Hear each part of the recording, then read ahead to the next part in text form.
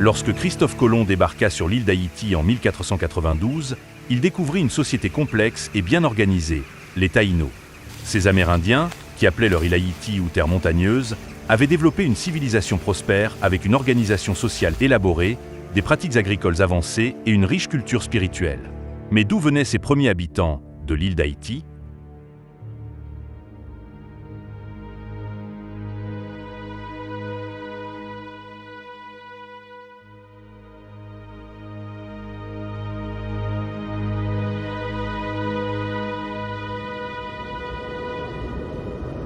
Les premières preuves de présence humaine dans les Amériques remontent à au moins 15 000 ans, lors de la dernière période glaciaire. La théorie est que les gens ont traversé un pont terrestre entre la Sibérie et l'Alaska, connu sous le nom de Beringie, qui a été exposé en raison de la baisse du niveau de la mer. Ce pont terrestre reliait l'Asie et l'Amérique du Nord, permettant aux premiers humains de migrer de l'Asie vers les Amériques. Des découvertes archéologiques récentes, telles que les anciennes empreintes de pas, trouvées sur la côte pacifique du Canada en 2018, suggèrent que les humains sont peut-être arrivés dans les Amériques plus tôt qu'on ne le pensait auparavant, peut-être jusqu'à 15 000 ans ou même plus tôt. Cependant, d'autres recherches et analyses sont nécessaires pour confirmer ces résultats et pour mieux comprendre l'histoire complexe et dynamique de la migration et de l'établissement humain dans les Amériques. Les premières personnes à migrer vers les Amériques étaient probablement des chasseurs-cueilleurs nomades qui suivaient des troupeaux de grands mammifères, tels que des mammouths et des bisons, alors qu'ils se déplaçaient à travers le continent. Ces premiers peuples possédaient de simples outils de pierre et comptaient sur la chasse et la cueillette pour leur subsistance. L'île d'Hispaniola, qui est maintenant divisée entre Haïti et la République dominicaine, a d'abord été peuplée par des peuples autochtones connus sous le nom de Taïnos. Le moment exact de l'arrivée des Taïnos sur l'île est incertain, mais on pense qu'il s'est produit il y a environ 5000 ans sur la base de preuves archéologiques. Des preuves linguistiques suggèrent que le peuple taïno pourrait provenir des peuples de langue arawak de la région du fleuve Orénoque en Amérique du Sud. Certains chercheurs pensent que la langue taïno a évolué à partir d'une langue arawak antérieure parlée dans la région. Des preuves archéologiques soutiennent également la théorie selon laquelle le peuple taïno a migré d'Amérique du Sud vers les îles des Caraïbes. Les fouilles de sites archéologiques sur les îles ont révélé des similitudes dans les styles de poterie, les pratiques agricoles et d'autres éléments culturels entre les peuples taïno et arawak d'Amérique du Sud. On pense que les taïnos se sont progressivement installés sur les îles d'Haïti, de Porto Rico, de la Jamaïque et d'autres îles voisines. Certains chercheurs suggèrent que le peuple taïno est peut-être arrivé sur les îles en canoë ou en radeau, tandis que d'autres pensent qu'ils ont peut-être voyagé à pied sur des ponts terrestres qui reliaient autrefois les îles à l'Amérique du Sud. Les Taïnos étaient une civilisation complexe et sophistiquée avec une culture et une organisation sociale riche. Leur société était organisée en chefferies, chacune avec son propre chef appelé cacique qui supervisait les affaires politiques, économiques et sociales de leur communauté. Les chefferies étaient organisées de manière hiérarchique, chaque chefferie ayant un chef suprême qui supervisait un groupe de chefs subordonnés. L'une des principales caractéristiques de la société taïno était son système agricole complexe. Les Taïnos d'Haïti et des autres îles des Caraïbes cultivaient diverses plantes, dont le maïs, le manioc, les haricots et les patates douces. Ils pratiquaient également la pêche, la chasse et la cueillette, qui étaient d'importantes sources de nourriture et de ressources. Les Taïnos étaient également des artisans qualifiés, produisant une grande variété de produits, notamment de la poterie, des textiles, des sculptures et des bijoux. Ils étaient habiles dans le tissage et la filature, et fabriquaient également des sculptures en bois complexe et des sculptures en pierre. La religion a joué un rôle important dans la société taïno. les Taïnos pratiquant un système de croyances complexe et nuancé qui comprenait diverses divinités et esprits. Les Taïnos croyaient en un dieu créateur, ainsi qu'en une variété d'autres dieux et déesses associés à des aspects spécifiques du monde naturel, tels que le soleil, la lune et la mer. Ils croyaient également en l'existence d'esprits, y compris les esprits ancestraux, et avaient un système complexe de rituels et de cérémonies associés à leurs pratiques religieuses. La musique et la danse étaient également des éléments importants de la culture taïno, les Taïnos utilisant une variété d'instruments, notamment des flûtes, des tambours et des maracas. Ils avaient également une riche tradition de danse, avec de nombreuses danses associées à des cérémonies religieuses ou à d'autres événements importants. Mais alors que les Taïnos s'épanouissaient dans leur propre monde, leur vie était sur le point d'être changée à jamais par un homme né à plus de 7000 km d'eux. Il s'appelait Christophe Colomb. Il a longtemps été admis que Christophe Colomb était né à Gênes en Italie en 1451. Or, des études récentes suggèrent qu'il serait issu d'une famille de juifs séfarades, probablement originaires d'Espagne. Il aurait alors dissimulé ses origines juives pour échapper à l'antisémitisme omniprésent dans l'Europe du XVe siècle. Il avait peu d'éducation formelle, mais s'était intéressé à la géographie et à la navigation dès son plus jeune âge. Colomb est devenu marin à l'âge de 14 ans, travaillant sur divers navires et devenant finalement capitaine. En 1477, Colomb a déménagé au Portugal, où il a commencé à développer son idée de trouver une nouvelle route vers l'Asie en naviguant vers l'ouest à travers l'océan Atlantique. Il croyait qu'en faisant cela, il pourrait établir une route commerciale lucrative pour la couronne espagnole, ce qui aiderait à financer une croisade chrétienne pour reprendre la Terre Sainte du contrôle musulman. En 1484, Christophe Colomb présenta son plan au roi Jean II du Portugal, mais le roi le rejeta. Colomb se tourne alors vers l'Espagne où il veut gagner le soutien du roi Ferdinand II et de la reine Isabelle I de Castille. Le 1er mai 1486, l'autorisation ayant été accordée, Colomb présenta ses plans à la reine Isabelle, qui, à son tour, les renvoya à un comité. Les érudits espagnols, comme leurs homologues portugais, ont répondu que Colomb avait grossièrement sous-estimé la distance à l'Asie. Malgré ce rejet, les souverains décident de prendre Colomb sous leur protection afin qu'ils ne vendent pas son idée ailleurs et aussi qu'ils puissent garder leurs options ouvertes. Mais après plusieurs années de lobbying, Colomb reçut finalement en 1492 l'approbation des monarques pour financer son voyage. Après avoir reçu l'approbation du roi Ferdinand et de la reine Isabelle pour entreprendre son voyage, il a commencé les préparatifs de l'expédition. Colomb a passé plusieurs mois à rassembler des fournitures et à recruter des membres d'équipage pour le voyage. Le recrutement de l'équipage posera néanmoins quelques problèmes. Peu de personnes étaient prêtes à se porter volontaires pour ce voyage. Le frère franciscain Antonio de Marchena jouera un rôle notable, notamment en permettant à Christophe Colomb de rencontrer et de convaincre les frères Pinzon, dont l'influence locale était grande. Cependant, 4 prisonniers, dont un condamné à mort pour meurtre, furent graciés et libérés de prison pour compléter l'équipage. Le frère de Colomb, Bartholomew, qui a servi comme capitaine du navire Pinta, faisait également partie de l'équipage.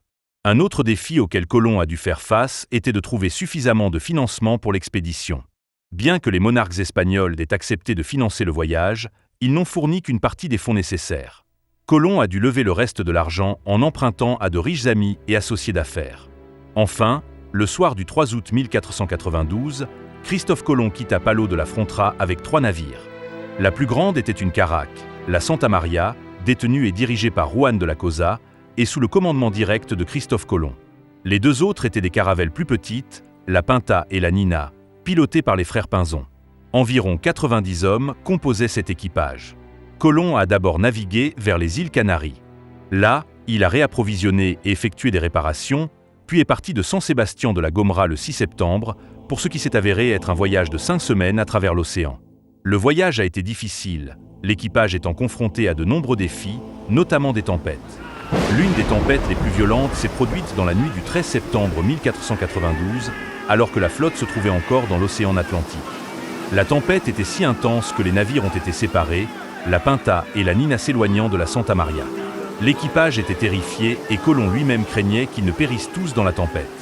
Cependant, les navires ont réussi à survivre et ils se sont finalement regroupés après le passage de la tempête. Alors qu'ils naviguaient vers l'ouest, l'équipage faisait également face à une lutte constante pour maintenir ses approvisionnements en nourriture et en eau. Ils ont été contraints de rationner leurs provisions et de compter sur l'eau de pluie pour boire et cuisiner. Le voyage a été éprouvant physiquement et mentalement, et de nombreux membres d'équipage sont tombés malades ou sont morts de maladie. Selon le journal de Colomb, 5 membres d'équipage sont morts pendant le voyage, mais d'autres sources suggèrent que le nombre aurait pu être plus élevé. De plus, Certains membres d'équipage doutaient des capacités de Colomb en tant que navigateur et n'étaient pas d'accord avec ses décisions sur la façon de procéder pendant le voyage. Cela a conduit à des mutineries à plusieurs reprises, certains membres d'équipage menaçant même de renverser Colomb par-dessus bord et de retourner en Espagne. Le 7 octobre, l'équipage repère d'immenses nuées d'oiseaux. Le 11 octobre, Colomb a changé le cap de la flotte vers l'ouest et a navigué toute la nuit, croyant que la Terre allait bientôt être trouvée. Vers 2 heures le lendemain matin, un guetteur sur la Pinta, Rodrigo de Triana, a repéré la Terre. Le capitaine de la Pinta, Martin Alonso Pinzon, a vérifié la vue de la Terre et a alerté Colomb. Colomb a soutenu plus tard qu'il avait déjà vu une lumière sur la Terre quelques heures plus tôt, réclamant ainsi pour lui-même la pension à vie promise par Ferdinand et Isabelle à la première personne à apercevoir la Terre. Dans la matinée, Colomb et les frères Pinzon ont pris un bateau et ont atterri sur une petite île, nommée Guanahani par ses habitants taïnos.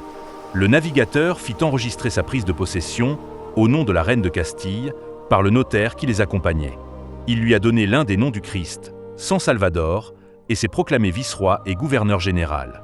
Lorsque Colomb et son équipage sont arrivés à Guanahani, ils ont été accueillis par un groupe de taïnos qui sont venus à la plage pour les accueillir. Les taïnos étaient curieux en voyant les nouveaux arrivants et ils ont apporté des cadeaux de nourriture des dos aux marins. Colomb a été frappé par la beauté et la simplicité du mode de vie taïno. Il les a décrits comme pacifiques et généreux, et il a écrit dans son journal qu'il était les meilleures personnes du monde et surtout les plus douces. Colomb a été impressionné par l'agriculture des taïnos, leur habileté à faire de la poterie et leur maison simple mais élégante. Malgré la convivialité initiale entre les deux groupes, il y avait aussi des différences culturelles importantes et des malentendus. Les taïnos n'avaient aucune notion de propriété foncière et ils ne comprenaient pas les prétentions de Colomb de prendre possession de leur île au nom des monarques espagnols. Colomb a également eu du mal à communiquer avec les taïnos, car ils ne parlaient pas leur langue et devaient compter sur des interprètes. Croyant avoir atteint les côtes de l'Inde, Christophe Colomb appela ces indigènes indiens. Il était intrigué aussi par les bijoux en or dont ces Indiens se paraient. Il rapporte que, lors de ce premier contact, communiquant par gestes, à force de répétitions et malgré quelques incompréhensions, les taïnos leur ont dit que l'or se trouvait en grande quantité sur une grande île située au sud-est, habitée par des populations de cannibales qui leur sont hostiles. Le 28 octobre, Christophe Colomb débarque dans une baie aujourd'hui appelée baie de Bariais. Il donna à l'île, aujourd'hui Cuba, le nom de Juana, en l'honneur de l'enfant Don Juan, fils des rois catholiques. Le 12 novembre, les navires repartent. Le 23 novembre, Christophe Colomb perd de vue la Pinta et accuse Martin Alonso Pinzon de désertion. En réalité, Pinzon était parti seul explorer la terre soi-disant convoitée du Japon. Colomb est retourné à Cuba, où il a entendu parler d'une île à l'est appelée Boyo par les indigènes. Il remit les voiles le 4 décembre et le 6 décembre, il posa le pied sur l'île et la baptisa du nom d'Hispaniola, la Española, l'Espagnol, car cela lui rappelait les campagnes de Castille. Il avait atteint l'île que ses habitants appelaient Haïti ou Quisqueya. Ce sont les deux principaux noms utilisés par le peuple taïno pour leur terre natale. Haïti signifiait « pays des hautes montagnes », tandis que Quisqueya signifiait « mer de toutes les terres ».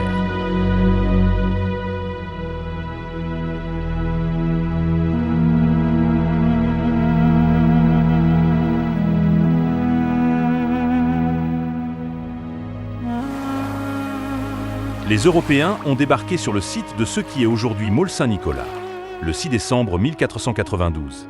En arrivant sur l'île d'Haïti, Colomb et son équipage ont été accueillis par les indigènes taïnos, qui étaient pacifiques et réceptifs aux Européens.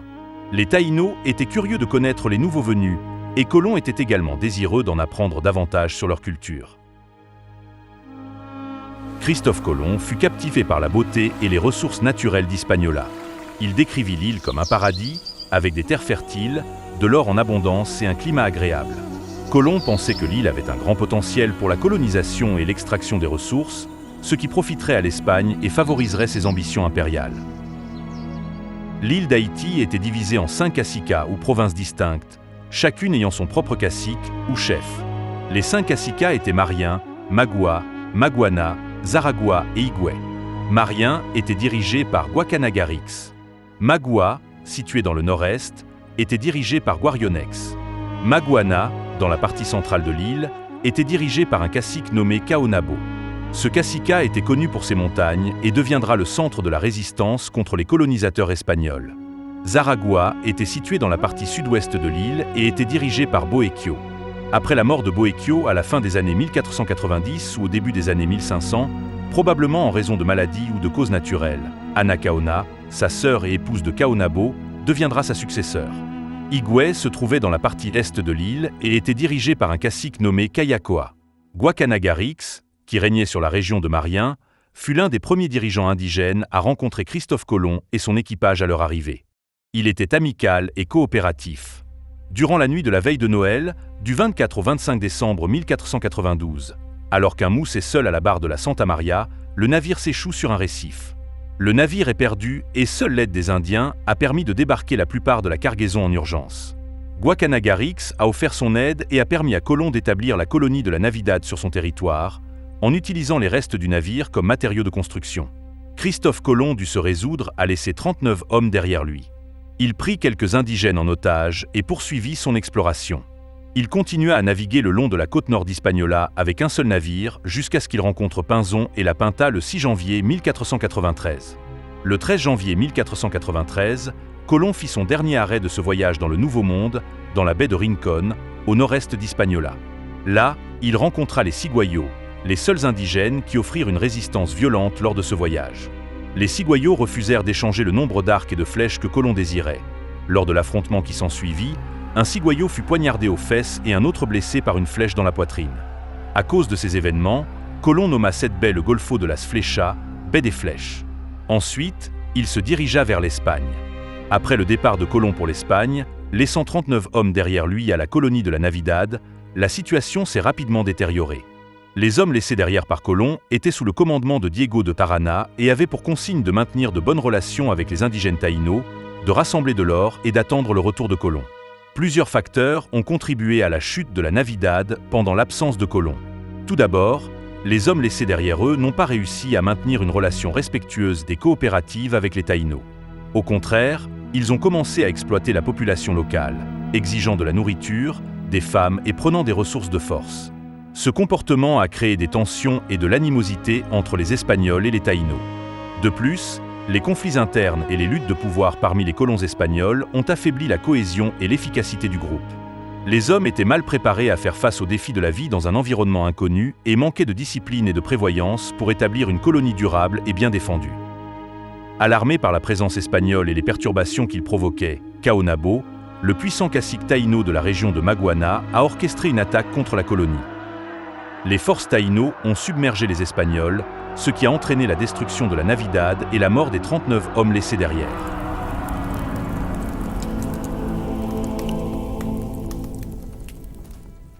Lorsque Colomb est rentré en Espagne en mars 1493 après son premier voyage, il a été accueilli avec beaucoup d'enthousiasme et d'intérêt. Sa découverte du Nouveau Monde était considérée comme un exploit monumental, et il a été célébré en tant qu'explorateur et navigateur accompli. La reine Isabelle et le roi Ferdinand étaient particulièrement satisfaits de ces découvertes, car ils avaient financé son expédition dans l'espoir de trouver de nouvelles routes commerciales et des ressources précieuses. Colomb a présenté aux monarques espagnols quelques-uns des indigènes qu'il avait capturés du Nouveau Monde, ainsi que divers objets exotiques, tels que de l'or, des perroquets et des plantes, y compris du tabac. Ces objets ont encore alimenté l'excitation et la curiosité de la cour espagnole et de la population en général. Le succès du premier voyage de Colomb a encouragé le roi Ferdinand et la reine Isabelle à financer une deuxième expédition pour explorer et coloniser davantage les terres nouvellement découvertes. Les préparatifs pour le deuxième voyage ont commencé peu après le retour de Colomb en Espagne, et cette fois, l'échelle de l'expédition était beaucoup plus grande. Le deuxième voyage visait à établir une présence permanente dans le Nouveau Monde et à tirer parti de la richesse et des ressources potentielles des terres découvertes. La flotte pour le second voyage était composée de 17 navires, comprenant des navires grands et petits, et transportait environ 1200 colons, y compris des soldats, des agriculteurs, des artisans et des prêtres. Les colons étaient équipés de diverses fournitures, outils, bétail, des graines nécessaires pour établir une colonie autonome. La deuxième expédition avait également un programme d'exploration plus ambitieux, visant à découvrir de nouvelles îles et territoires dans les Caraïbes et au-delà. Lorsque Colomb est revenu à Hispaniola lors de ce second voyage en novembre 1493, il a découvert le sort funeste des 39 hommes qu'il avait laissés à la Navidad. L'établissement avait été détruit et tous les hommes avaient été tués. Colomb a appris du peuple taïno, y compris le cacique Guacanagarix, que les colons espagnols s'étaient mal comportés, maltraitant les locaux et s'emparant des ressources. Ce comportement avait conduit à des tensions et, finalement, à l'attaque de la Navidad par les forces du cacique Caonabo, se rendant compte qu'il devait établir un nouveau peuplement à un autre endroit. Colomb décida de se déplacer vers l'est le long de la côte nord d'Hispaniola. Le 2 janvier 1494, il fonda l'établissement permanent La Isabela dans l'actuelle République dominicaine. La Isabela a été nommée en l'honneur de la reine Isabelle d'Espagne et devait servir de principal établissement espagnol dans le Nouveau Monde. La Isabela a été confrontée à de nombreux défis dès le départ. L'emplacement n'était pas idéal, car il manquait d'un port approprié, de terres fertiles et d'un accès facile à l'eau douce. Les colons ont rencontré des difficultés pour cultiver des plantes, entraînant des pénuries de nourriture et la malnutrition. De plus, les maladies apportées par les Européens ont commencé à se propager parmi la population taïno. Malgré ces défis, Colomb a continué à explorer les régions environnantes et à chercher des sources de richesse, en particulier l'or. Alors que la situation à la Isabela se détériorait, les conflits entre les Espagnols et le peuple taïno s'intensifiaient. À mesure que les colonisateurs espagnols commençaient à établir une présence plus permanente sur Hispaniola, ils cherchaient à exploiter le travail et les ressources du peuple taïno indigène pour promouvoir leurs objectifs économiques et politiques. Les colonisateurs espagnols visaient à extraire de l'or, établir des plantations et développer des réseaux commerciaux, considérant le peuple taïno comme une main-d'œuvre à soumettre et à contrôler. Cela a conduit à la mise en place de systèmes de travail forcés, tels que l'encomienda, qui permettaient aux Espagnols de contrôler et d'exploiter le travail des taïnos à leur profit. Les conditions difficiles, les mauvais traitements et la perte d'autonomie subie par le peuple taïno sous la domination espagnole ont conduit à un mécontentement croissant et à une résistance au sein de leur communauté. Ce mécontentement a donné naissance à des leaders comme Caonabo et Ana Caona, qui sont devenus des figures importantes de la résistance taïno contre la colonisation espagnole. De 1494 à 1496, alors que les Espagnols étendaient leur présence sur Hispaniola, Caonabo continuait de mener des raids et des assauts contre eux. Il ciblait les établissements, les caravanes et les mines espagnoles. Il a joué un rôle crucial dans la mobilisation d'autres caciques taïnos et de leur peuple pour résister à la colonisation espagnole. Ces actions ont inspiré d'autres dirigeants taïnos, tels que Guarionex, à rejoindre la résistance et à défendre leurs terres et leur mode de vie contre les forces espagnoles envahissantes. La résistance farouche de Caonabo contre les Espagnols en faisait une menace importante, et ils étaient impatients de le capturer. En 1496, le conquistador espagnol d'Alonso de Ojeda a conçu un plan pour arrêter Caonabo en utilisant la tromperie. Ojeda s'est approché de Caonabo sous couvert de diplomatie, lui offrant un cadeau de menottes en métal brillant qu'il prétendait être des symboles de royauté et d'amitié. Ignorant leur véritable objectif, Caonabo a laissé Ojeda lui mettre les menottes. Une fois sécurisé, Ojeda a révélé ses véritables intentions et a fait prisonnier Caonabo. Après sa capture, les Espagnols ont décidé d'envoyer Caonabo en Espagne, où il devait être présenté comme un symbole de la conquête et du pouvoir espagnol. Cependant, Caonabo n'est jamais arrivé en Espagne. Il est décédé lors du voyage transatlantique, probablement en raison des conditions difficiles sur le navire ou de la maladie. Les circonstances exactes de sa mort restent incertaines. Au cours de son troisième voyage, Colomb revint à Hispaniola le 19 août 1498 et trouva les colons se rebellant contre son autorité. En octobre 1499, il demanda à la cour d'Espagne d'envoyer un commissaire royal pour l'aider à gouverner. Francisco de Bobadilla fut envoyé pour enquêter sur les accusations de brutalité de Colomb. À son arrivée, Bobadilla reçut immédiatement des plaintes concernant les frères Colomb, se déclara gouverneur et saisit les biens de Colomb. Il rapporta à l'Espagne la gouvernance brutale de Colomb. En octobre 1500, Colomb et son frère Diego furent arrêtés et renvoyés en Espagne, où ils furent emprisonnés pendant 6 semaines avant que le roi Ferdinand n'ordonne leur libération. Les frères Colomb furent finalement convoqués au palais de l'Alhambra, où leur liberté et leur richesse furent restaurées. Cependant, Nicolas de Ovando devait remplacer Bobadilla en 1502 et devenir le nouveau gouverneur d'Hispaniola. Lorsque Nicolas de Ovando fut nommé gouverneur en 1502, il eut pour mission de rétablir l'ordre dans la colonie et de mettre en œuvre le droit espagnol. Son mandat de gouverneur a été marqué par plusieurs changements significatifs. Ovando était connu pour son approche stricte et disciplinée de la gouvernance. Il établit une administration plus structurée qui comprenait la nomination de fonctionnaires, la mise en œuvre du droit espagnol et la mise en place d'un système fiscal plus efficace. Il se concentra sur la consolidation de l'autorité espagnole sur l'île et la réorganisation de son administration pour mieux servir les intérêts de la couronne espagnole. Ovando a fondé plusieurs nouvelles villes et colonies sur Hispaniola, notamment Puerto Plata, Santiago et Concepción de la Vega. Ces colonies ont contribué à l'expansion du contrôle espagnol sur l'île et facilité l'extraction de ses ressources. Il a poursuivi les politiques sévères envers le peuple indigène taïno initiées par Colomb. Le système d'encomienda, introduit par Colomb, a continué à exploiter les taïnos par l'esclavage. Le système d'encomienda accordait aux colons espagnols le droit d'exiger du travail et des tribus des peuples indigènes, entraînant leur mauvais traitement et leur abus généralisé. Après la mort de Caonabo, sa femme Ana Caona, la nouvelle cacica, chef de la région de Zaragua dans l'actuel Haïti, avait entretenu des relations diplomatiques avec les Espagnols dans le but de protéger son peuple et de maintenir la paix. Elle a même organisé un festin pour Bartolomeo Colón, le frère de Christophe Colomb, lors de sa visite à Zaragua en 1497. Malgré les ressentiments, Ana Caona a continué à dialoguer avec les autorités espagnoles de manière diplomatique, cherchant à établir des alliances et à négocier des conditions favorables pour son peuple. Cependant, sous le règne d'Ovando, la situation de son peuple s'est considérablement détériorée. De 1502 à 1503, alors que la colonisation espagnole s'intensifiait, elle s'est retrouvée confrontée à une pression croissante et à la trahison des autorités espagnoles. Elle s'est finalement tournée vers la résistance, organisant et soutenant des soulèvements contre la domination espagnole dans sa région. Ovando était déterminé à réprimer toute forme de résistance et considérait Ana Caona comme une menace significative pour le contrôle espagnol à Hispaniola. Il a conçu un plan pour la capturer sous le prétexte de la diplomatie. Ovando a envoyé une invitation à Ana Caona pour une réunion afin de discuter de la paix entre les Espagnols et le peuple taïno. Ignorant ses véritables intentions, Ana Caona accepta l'invitation. À son arrivée à la réunion, au lieu de s'engager dans des discussions amicales, les forces d'Ovando ont arrêté Ana Caona tandis que d'autres caciques sont brûlés vifs dans une hutte. Elle a ensuite été transférée à Santo Domingo et pendue 3 mois plus tard.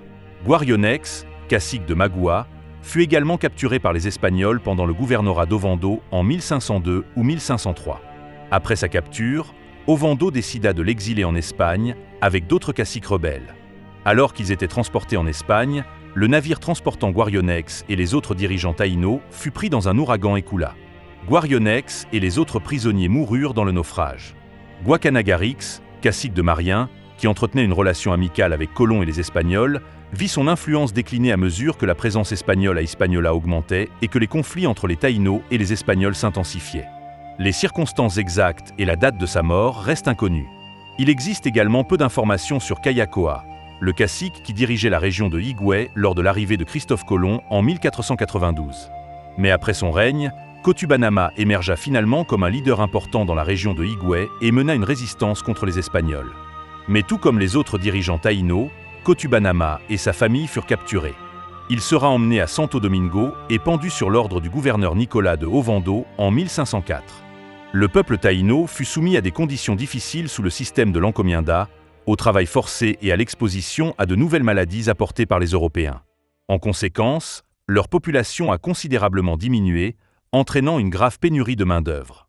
Les colonisateurs espagnols cherchaient à exploiter les ressources d'Hispaniola, en particulier leur présence dans les rivières et les mines de l'île.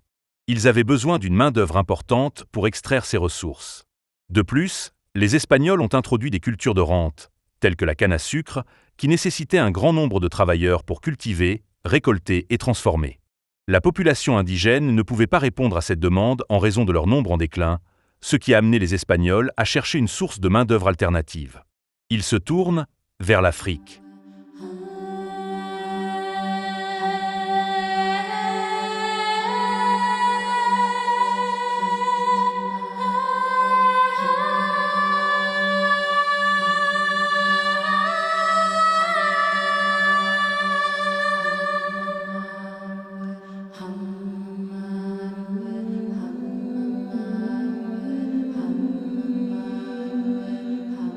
Avant la colonisation et la traite des esclaves, la vie en Afrique subsaharienne était marquée par une diversité culturelle, politique, économique et sociale. La région abritait une multitude de royaumes, empires, chefferies et cités-États qui prospéraient grâce à des systèmes politiques organisés, des économies diversifiées et des échanges commerciaux florissants. Des empires comme le Ghana, le Mali, le Songhai, le royaume du Bénin et le royaume du Congo figuraient parmi les sociétés les plus influentes. Ces empires avaient des institutions politiques bien structurées, souvent gouvernées par des monarques puissants appuyés par des conseillers, des aristocrates et des chefs de clan. Les communautés agricoles étaient autosuffisantes, cultivant des céréales, des tubercules, des fruits et des légumes. Avant l'arrivée des religions abrahamiques, comme l'islam et le christianisme, La plupart des sociétés africaines pratiquaient des religions animistes qui valorisaient le respect des ancêtres, des esprits et de la nature.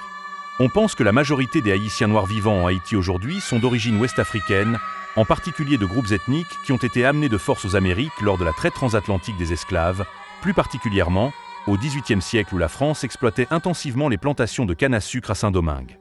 Les racines ethniques précises des Haïtiens sont difficiles à cerner en raison du bouleversement des systèmes sociaux conventionnels tout au long de la traite des esclaves. Cependant, la recherche génétique, le patrimoine culturel et l'analyse linguistique indiquent qu'une partie considérable de la population haïtienne descend de divers groupes ethniques, notamment Fon, Yoruba, Akan, Congo, Igbo et Mandingue. Parlons plus en détail de ces peuples et civilisations d'où sont originaires les Haïtiens. Le peuple Fon. La chronologie exacte du moment où le peuple Fon est devenu un groupe distinct n'est pas bien définie, mais on pense qu'elle a eu lieu au début de l'ère médiévale, vers le 6e au 9e siècle de notre ère.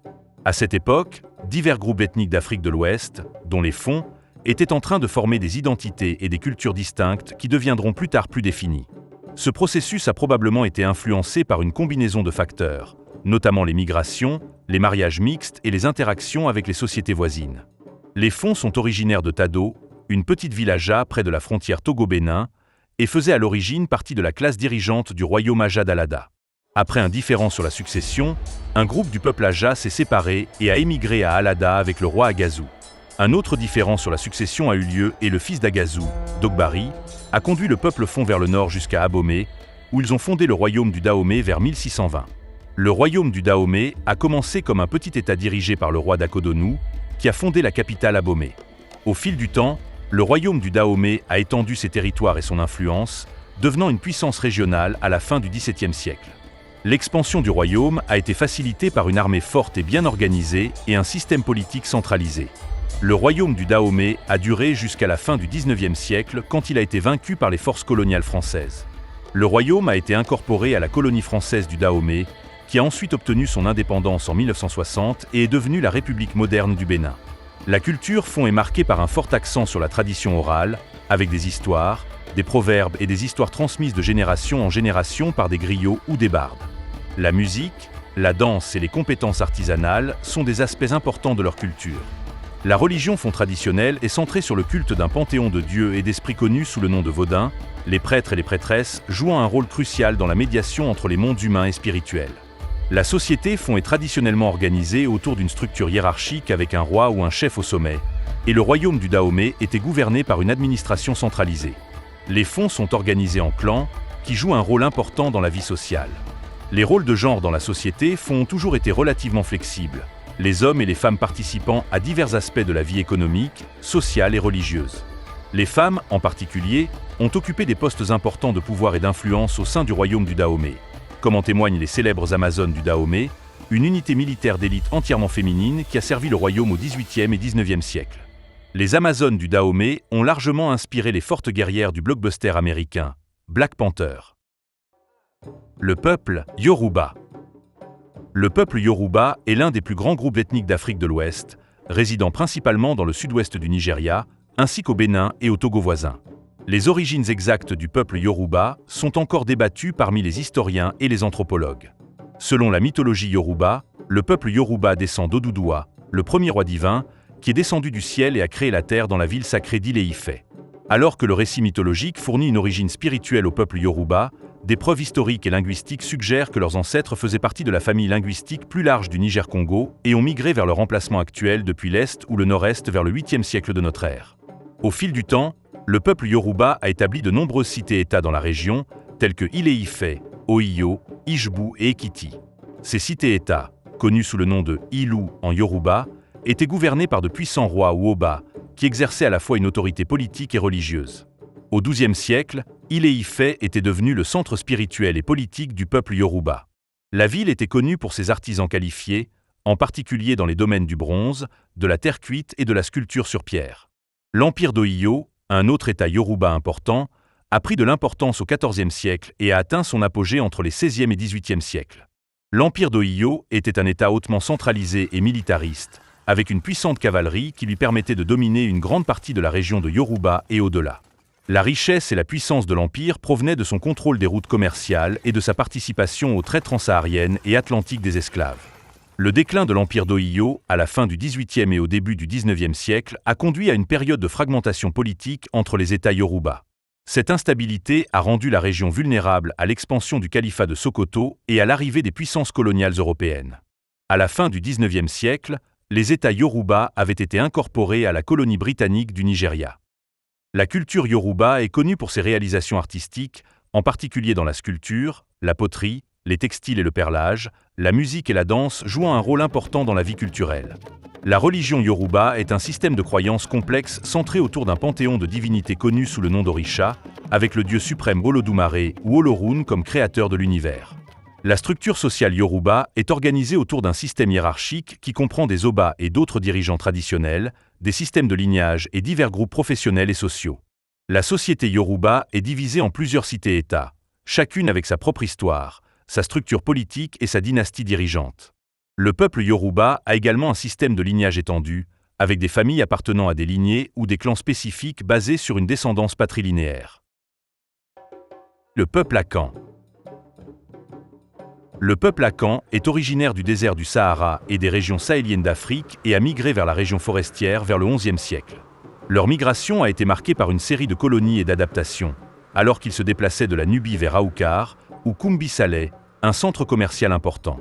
Ils se sont finalement installés dans l'actuelle Côte d'Ivoire avant de déménager à Dorma dans l'actuelle région de Bono au Ghana et ont établi de petites communautés agricoles. Au fil du temps, ces communautés Akan ont grandi en taille et en complexité, formant finalement un certain nombre d'États et de chefferies indépendants. Ces premiers États Akan étaient organisés autour de structures de parenté matrilinéaire, le pouvoir politique et l'héritage passant par la lignée féminine. Ce système matrilinéaire reste aujourd'hui un aspect distinctif de la culture Akan. Le développement le plus significatif de l'histoire du peuple Akan a été l'émergence du puissant empire Ashanti à la fin du XVIIe siècle. L'empire Ashanti, dirigé par l'Azanté aîné, ou roi, a étendu son territoire à travers une série de campagnes militaires, dominant finalement une grande partie du Ghana actuel. La force de l'empire résidait dans son administration centralisée, sa puissante armée et le contrôle des abondantes ressources aurifères de la région. La puissance et la richesse de l'empire Ashanti ont attiré l'attention des commerçants européens et des puissances coloniales, ce qui a entraîné une augmentation des contacts et des échanges avec le monde extérieur. Au XIXe siècle, l'empire Ashanti s'est retrouvé en conflit avec l'empire britannique, ce qui a entraîné une série de guerres anglo-Ashanti. Les Ashanti ont finalement été vaincus et incorporés dans la colonie britannique de la Gold Coast en 1902.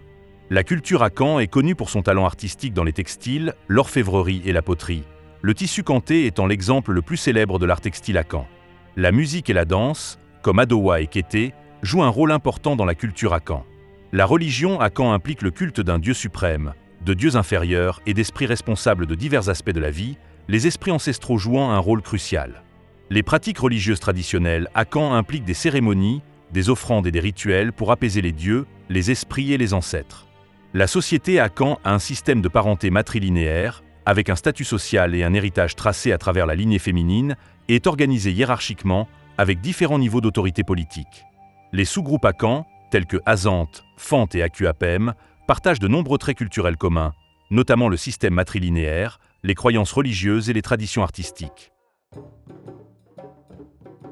Le peuple Congo. Les origines du peuple Congo remontent à la population plus large de langue bantoue, qui a commencé à migrer de la région autour du Nigeria et du Cameroun moderne vers différentes parties de l'Afrique vers 1000 avant notre ère. Les migrations bantoues ont introduit l'agriculture, le travail du fer et de nouvelles structures sociales dans les régions où elles se sont installées. On pense que le peuple Congo, comme d'autres groupes de langue bantoue, a migré du nord et s'est installé dans la région de l'Afrique centrale autour du bassin du fleuve Congo. L'histoire du peuple Congo est étroitement liée à l'essor du royaume de Congo, qui a été établi vers le XIVe siècle. Le royaume était un État hautement centralisé qui s'étendait sur l'actuel nord de l'Angola, la République démocratique du Congo et la République du Congo. Il était gouverné par le Mani-Congo, un roi qui détenait à la fois l'autorité politique et spirituelle sur le peuple Congo. Le royaume de Congo a connu une croissance et une prospérité importantes au cours des XVe et XVIe siècles, principalement en raison de sa situation stratégique le long de la côte atlantique et du contrôle des routes commerciales. L'économie du royaume était basée sur l'agriculture, l'artisanat et le commerce à longue distance, qui comprenaient des articles tels que les textiles, l'ivoire et le cuivre. À la fin du XVe siècle, le royaume de Congo établit des contacts avec les Portugais, intéressés par le commerce et l'activité missionnaire. Ce contact a conduit à une période d'échange culturel et d'adaptation, ainsi qu'à l'introduction du christianisme dans le peuple Congo. Le Mani-Congo et de nombreux nobles Congo se sont convertis au christianisme, et la capitale du royaume, Mbanza-Congo, est devenue un important centre d'apprentissage et d'art chrétien. Malgré les relations pacifiques initiales avec les Portugais, le royaume de Congo s'est finalement empêtré dans la demande européenne croissante d'esclaves. Cette implication dans la traite des esclaves a entraîné des conflits internes, des perturbations sociales et le déclin éventuel du royaume. À la fin du XVIIe siècle, le royaume de Congo était fragmenté et son pouvoir avait diminué. Il a finalement été annexé par les Portugais en 1885 lors de la ruée vers l'Afrique. La culture Congo est connue pour ses réalisations artistiques, en particulier dans la sculpture sur bois, la poterie et les textiles. La religion traditionnelle Congo est centrée sur le culte des ancêtres et des êtres spirituels connus sous le nom de Minkizi, tandis que le dieu suprême est Edzambi Mpingu. La société Congo est organisée de manière hiérarchique, avec des dirigeants traditionnels au sommet et de nombreux clans et lignées basées sur la descendance patrilinéaire. L'héritage et le statut social passent par la lignée masculine. La musique et la danse Congo, avec une variété d'instruments tels que des tambours et des marimbas, sont souvent joués lors de cérémonies et de festivals. Les artisans Congo ont une longue histoire de création de sculptures complexes, souvent imprégnées de symbolisme et de pouvoir spirituel. Les textiles Congo, tels que le tissu de raffia, présentent souvent des motifs et des motifs complexes. L'arrivée du christianisme au XVe siècle a conduit à un paysage religieux syncrétique, les Congos pratiquant un mélange de coutumes religieuses chrétiennes et traditionnelles. Le peuple Igbo. Les premières preuves connues de la culture et de la société Igbo remontent au IXe siècle avec la découverte d'artefacts et de lieux de sépulture Henri. Le royaume de Henri était l'un des premiers centres politiques et religieux de l'histoire des Igbo, et son influence s'étendait sur une grande partie du peuple Igbo. On pense que le peuple Igbo a migré vers son emplacement actuel dans le sud-est du Nigeria depuis le nord, vers le IXe ou Xe siècle. Ils se sont installés dans les zones boisées de ce qui est aujourd'hui le Nigeria et ont développé une riche tradition culturelle basée sur l'agriculture, le commerce et la religion. Au XVe siècle, le peuple Igbo a commencé à commercer avec des explorateurs et des commerçants européens, notamment des Portugais et des Britanniques. Ce contact avec les Européens a conduit à l'introduction du christianisme et au développement de nouveaux systèmes politiques et économiques dans la société Igbo. Au XIXe siècle, le peuple Igbo était impliqué dans la traite transatlantique des esclaves, à la fois en tant que captifs et en tant que commerçants. Cette période de l'histoire a été marquée par d'importants bouleversements sociaux et politiques, notamment le développement des marchés d'esclaves et le déplacement de nombreux Igbo de leur foyer traditionnel. À la fin du XIXe siècle, les Britanniques ont colonisé le Nigeria, ce qui a eu un impact significatif sur la société Igbo. La culture Igbo est connue pour ses traditions artistiques, musicales et de danse dynamique, y compris les sculptures en bois complexes, les sculptures et les masques, les rythmes entraînants et les mélodies complexes. La langue Igbo est l'une des principales langues du Nigeria, connue pour sa complexité et sa richesse, et a influencé d'autres langues en Afrique de l'Ouest. La religion traditionnelle Igbo est centrée sur le culte d'un dieu suprême, Chukwu ou Chineke, et de divinités moindres et d'esprits ancestraux. La société Igbo est basée sur un système de réseaux familiaux étendus, connu sous le nom d'Umuna, qui détermine le statut social, les pratiques de mariage et les droits de succession. La famille est un élément central de la culture et de la société Igbo, les familles élargies jouant un rôle important dans l'organisation sociale et la vie économique. De nombreux Igbo se sont convertis au christianisme ou à l'islam tout en conservant leurs croyances et pratiques religieuses traditionnelles. La société comprend également une variété de groupes professionnels et sociaux, tels que les agriculteurs, les commerçants et les artisans, qui contribuent à la diversité et à la complexité de la vie sociale Igbo. Le peuple mandingue. Le peuple mandingue ou mandinka est un groupe ethnique originaire d'Afrique de l'Ouest, en particulier dans la région qui est aujourd'hui le Mali, le Sénégal et la Guinée-Bissau. L'histoire du peuple mandingue remonte à la région du Mandène au sud du Mali, où le pays était célèbre pour l'abondance d'animaux et de gibier qu'il abritait, ainsi que pour sa végétation dense. La région de Mandène faisait initialement partie de nombreux royaumes fragmentés qui se sont formés après l'effondrement de l'Empire du Ghana au XIe siècle. Cependant, sous le règne de Soundiata Keita, fondateur de l'Empire du Mali, ces royaumes ont été consolidés et la Mandinka s'est étendue à l'ouest du bassin du fleuve Niger. Cette migration a commencé à la fin du XIIIe siècle et de nombreux artisans orfèvres et forgerons mandingues métallurgistes se sont installés le long de la côte et dans les collines du Fouta Djallon et les plateaux d'Afrique de l'Ouest. Leur présence et leurs produits attiraient les marchands mandingues et amenaient des caravanes commerciales d'Afrique du Nord et de l'Est du Sahel. Le commerce des caravanes a également amené les musulmans dans la région d'origine et élargie du peuple mandingue. En l'an 1311, Mansa Aboubakari II, de la dynastie Keita, a organisé et dirigé une expédition à travers l'océan Atlantique et on suppose qu'il a atteint les Amériques près de 200 ans avant Christophe Colomb. Cependant, ce succès ne fait pas l'unanimité parmi les historiens. Avant son départ, Aboubakari II avait laissé le trône à son jeune frère, Mansa Moussa. En 1324, Mansa Moussa, le souverain du Mali, souvent cité comme l'homme le plus riche de tous les temps, partit en pèlerinage du Hajj à la Mecque avec une caravane transportant de l'or. Shihab al-Umari, l'historien arabe, a décrit sa visite et a déclaré que Moussa avait construit des mosquées dans son royaume, établi des prières islamiques et ramené avec lui l'école maliki de juristes sunnites. Moussa a été très influent pour attirer les musulmans d'Afrique du Nord et du Moyen-Orient en Afrique de l'Ouest. Au XVIe siècle, l'empire du Mali a commencé à décliner et le peuple mandingue a commencé à migrer vers d'autres régions d'Afrique de l'Ouest, notamment le Sénégal, la Gambie, la Guinée-Bissau et la Guinée-Conakry. Ces migrations ont été motivées en partie par des facteurs économiques, tels que le désir de nouvelles opportunités commerciales, et en partie par des facteurs politiques, tels que l'effondrement de l'empire du Mali et la montée de nouveaux États et royaumes dans la région. Au XVIIIe et XIXe siècle, le peuple mandingue était fortement impliqué dans la traite transatlantique des esclaves, à la fois en tant que captifs et en tant que commerçants. De nombreux mandingues ont été emmenés dans les Amériques, en particulier aux États-Unis, où ils sont devenus connus sous le nom de peuple Goula.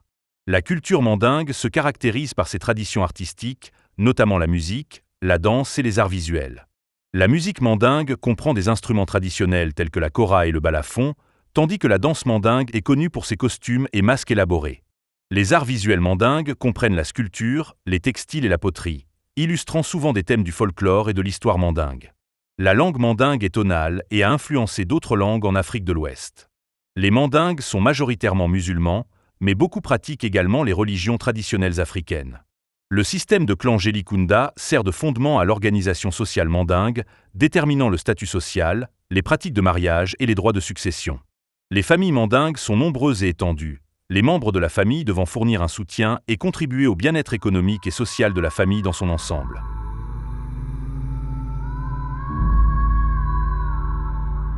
Les Européens ont commencé à avoir des contacts avec l'Afrique au XVe siècle, principalement par l'intermédiaire des Portugais, qui cherchaient une route maritime vers l'Inde et l'Asie.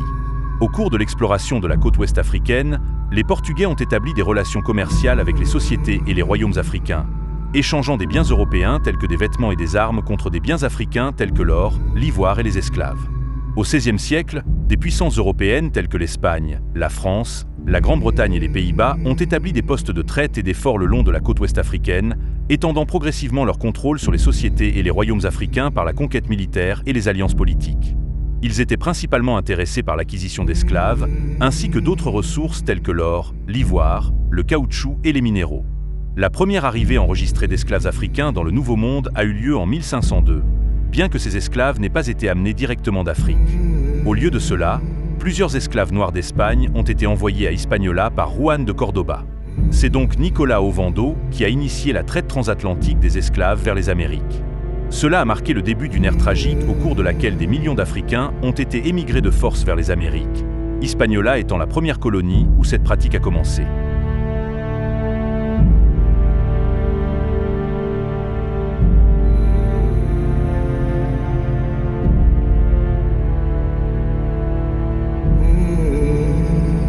Juan de Cordoba était un marchand espagnol qui a joué un rôle important dans les premières années de la traite transatlantique des esclaves. À la fin du XVe et au début du XVIe siècle, il s'est établi comme un marchand de premier plan à Séville, en Espagne, et s'est impliqué dans le commerce avec les Amériques nouvellement découvertes. Juan de Cordoba a été parmi les premiers marchands à s'engager dans la traite transatlantique des esclaves. En 1502, sous le règne de Nicolas de Ovando, plusieurs de ces esclaves africains furent envoyés à Hispaniola de l'Espagne. Cela a marqué le début de la traite des esclaves africains dans les colonies espagnoles et la première arrivée enregistrée d'esclaves africains en Amérique du Nord. En 1505, Ovando demanda au roi Ferdinand II d'envoyer 17 esclaves dans les mines d'Hispaniola. Cependant, le roi a envoyé 100 esclaves noirs directement d'Espagne au gouverneur, plus qu'on ne lui en demandait. Au cours des 5 années suivantes, Ovando s'est arrangé pour que 250 esclaves supplémentaires soient transportés d'Europe pour travailler dans les mines d'or et de cuivre. Entre 1501 et 1518, la traite transatlantique des esclaves consistait en des esclaves noirs amenés d'Ibérie, car le trafic direct d'esclaves en provenance d'Afrique était initialement interdit en raison de préoccupations concernant l'introduction de pratiques religieuses non chrétiennes dans les populations indigènes. Au cours de ces années, le nombre d'esclaves transportés semble avoir été relativement faible. En 1518, le nouvel empereur d'Espagne Charles V, petit-fils de Ferdinand II et d'Isabelle, a levé la restriction qui exigeait que les esclaves naissent sous la domination chrétienne. Il a émis une charte permettant d'acheter 4000 Africains directement auprès des commerçants portugais des îles du Cap-Vert et de les transporter vers le Nouveau Monde. Les premiers navires négriers connus transportant des captifs directement d'Afrique vers les Amériques partirent des îles du Cap-Vert et de Sao Tomé, atteignant Hispaniola, Porto Rico et Cuba en 1526. Ce fut le début du système Asiento.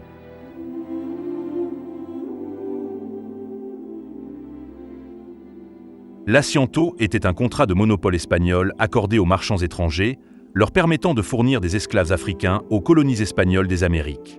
Ce système était un élément important de la traite transatlantique des esclaves, officialisant le commerce d'êtres humains et assurant un approvisionnement régulier en main-d'œuvre pour les colonies espagnoles.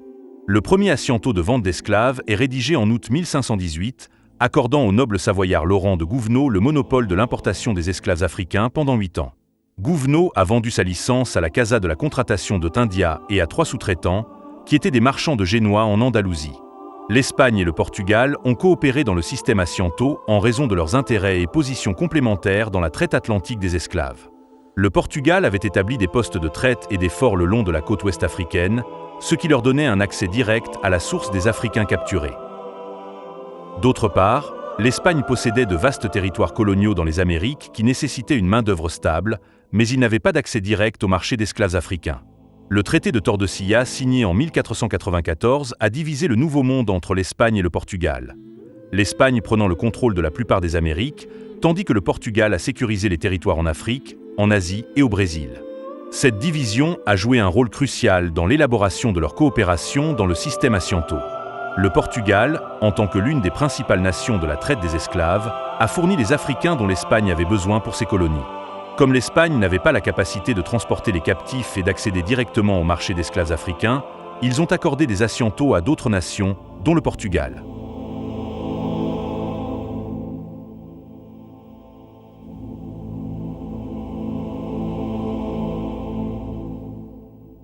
Cette formalisation de l'importation d'Africains a entraîné une augmentation de leur nombre au sein de la colonie, car ils ont été amenés par milliers. Pendant ce temps, la population indigène taïno, initialement estimée entre 100 000 et 300 000 avant l'arrivée de Christophe Colomb, a connu un déclin drastique. La population était estimée à 50 000 en 1518 lorsque Diego Colón, fils de Christophe Colomb et successeur d'Ovando, était gouverneur. Bartolomé de las Casas, moine espagnol, historien et réformateur social, a joué un rôle déterminant dans la défense des droits des peuples autochtones au sein des colonies espagnoles. Malheureusement, son empathie ne s'est pas étendue à la souffrance des Noirs réduits en esclavage. Il a plaidé pour l'utilisation d'esclaves africains comme moyen d'atténuer les difficultés endurées par le peuple taïno. Cependant, les esclaves taïnos et africains ont résisté ensemble aux dures conditions imposées par leurs oppresseurs espagnols. Ils ont organisé des révoltes et des soulèvements contre les colonisateurs, collaborant parfois à leurs efforts pour lutter pour la liberté et résister au régime colonial oppressif. Par exemple, la résistance dans les mines d'or de Cibao en 1509, où il y a eu des soulèvements parmi les Africains et la population taïno. Aussi en 1519, un chef taïno nommé Enriquillo a mené une rébellion à Hispaniola, qui comprenait à la fois des participants taïnos et africains.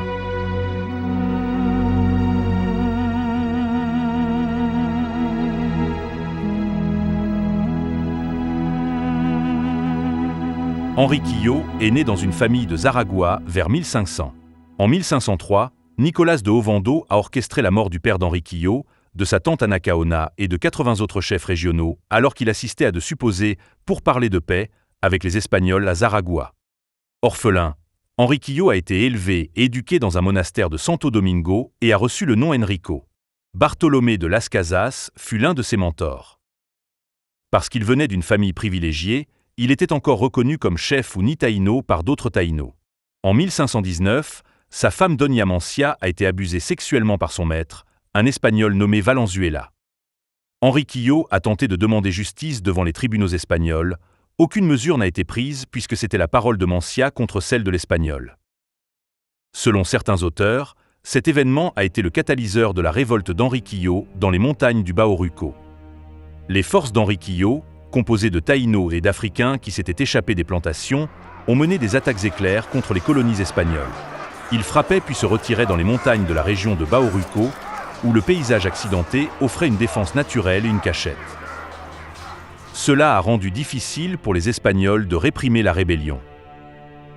Tout au long de la révolte, Enriquillo a cherché à former des alliances avec des Africains qui partageaient une lutte commune contre le système colonial oppressif espagnol.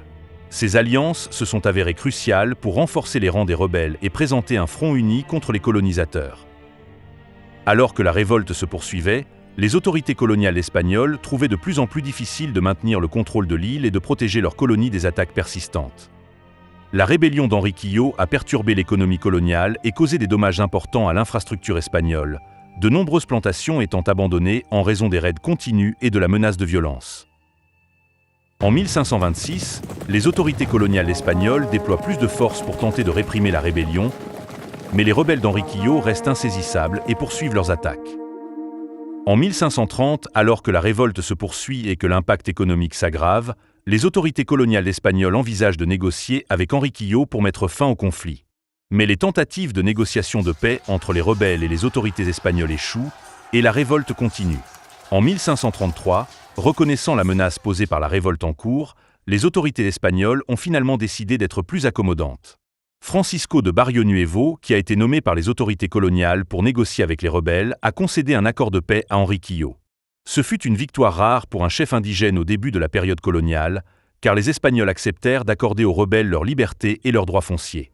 Enriquillo et ses partisans ont été autorisés à vivre de manière autonome sur leur propre territoire, à l'abri du contrôle colonial. Après 14 ans de rébellion, les partisans d'Enriquillo avaient augmenté en nombre. Cette communauté nouvellement indépendante, composée de plusieurs centaines de personnes, comprenait des femmes, des enfants, des esclaves et des serviteurs indiens et africains en fuite, et même des métis. Enriquillo s'est installé dans la zone qui est aujourd'hui la province de Monte Plata en République dominicaine. Le 27 septembre 1535, il mourut dans la ville de Boya, aujourd'hui connue sous le nom de Sabana Grande de Boya.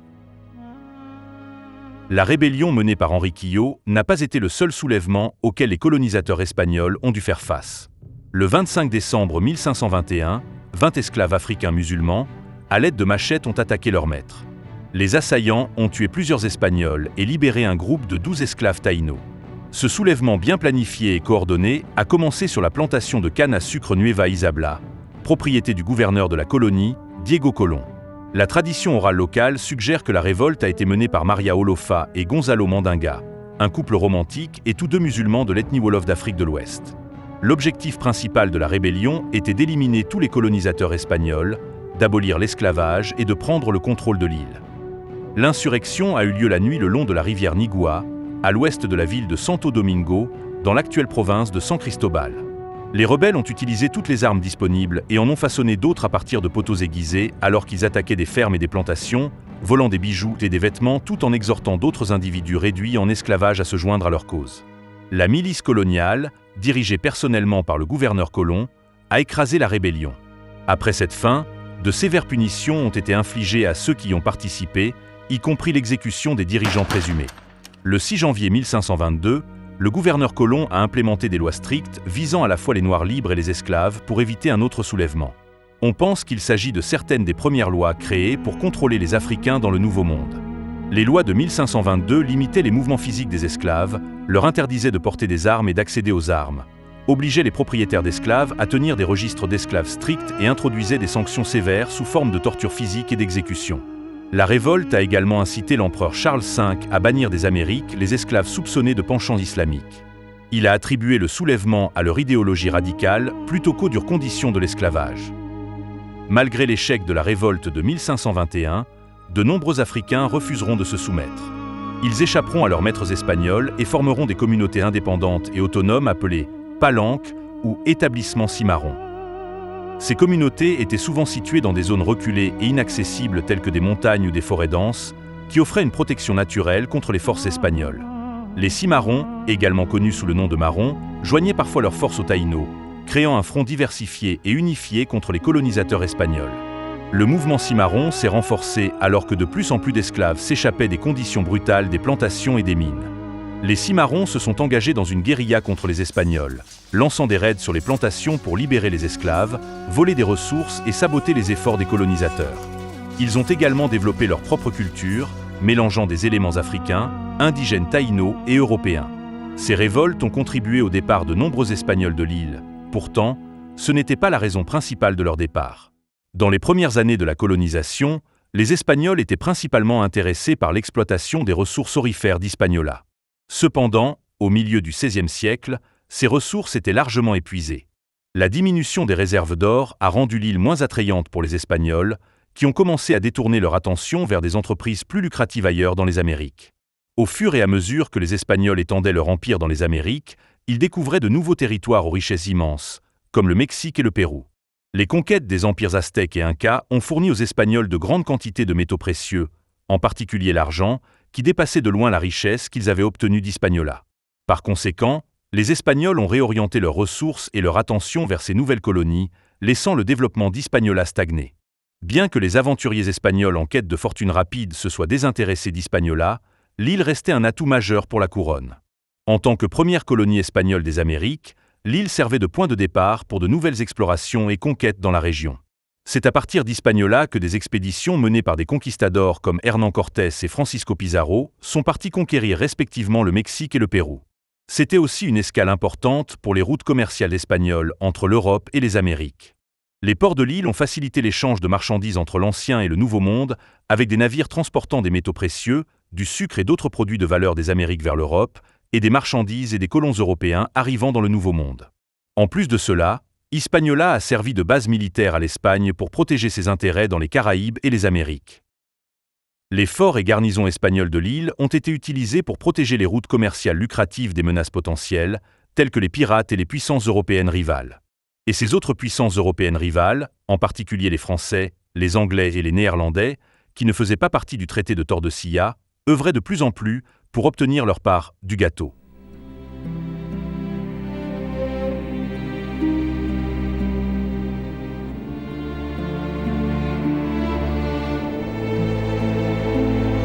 À partir des années 1520, la mer des Caraïbes a vu une augmentation de l'activité des pirates français.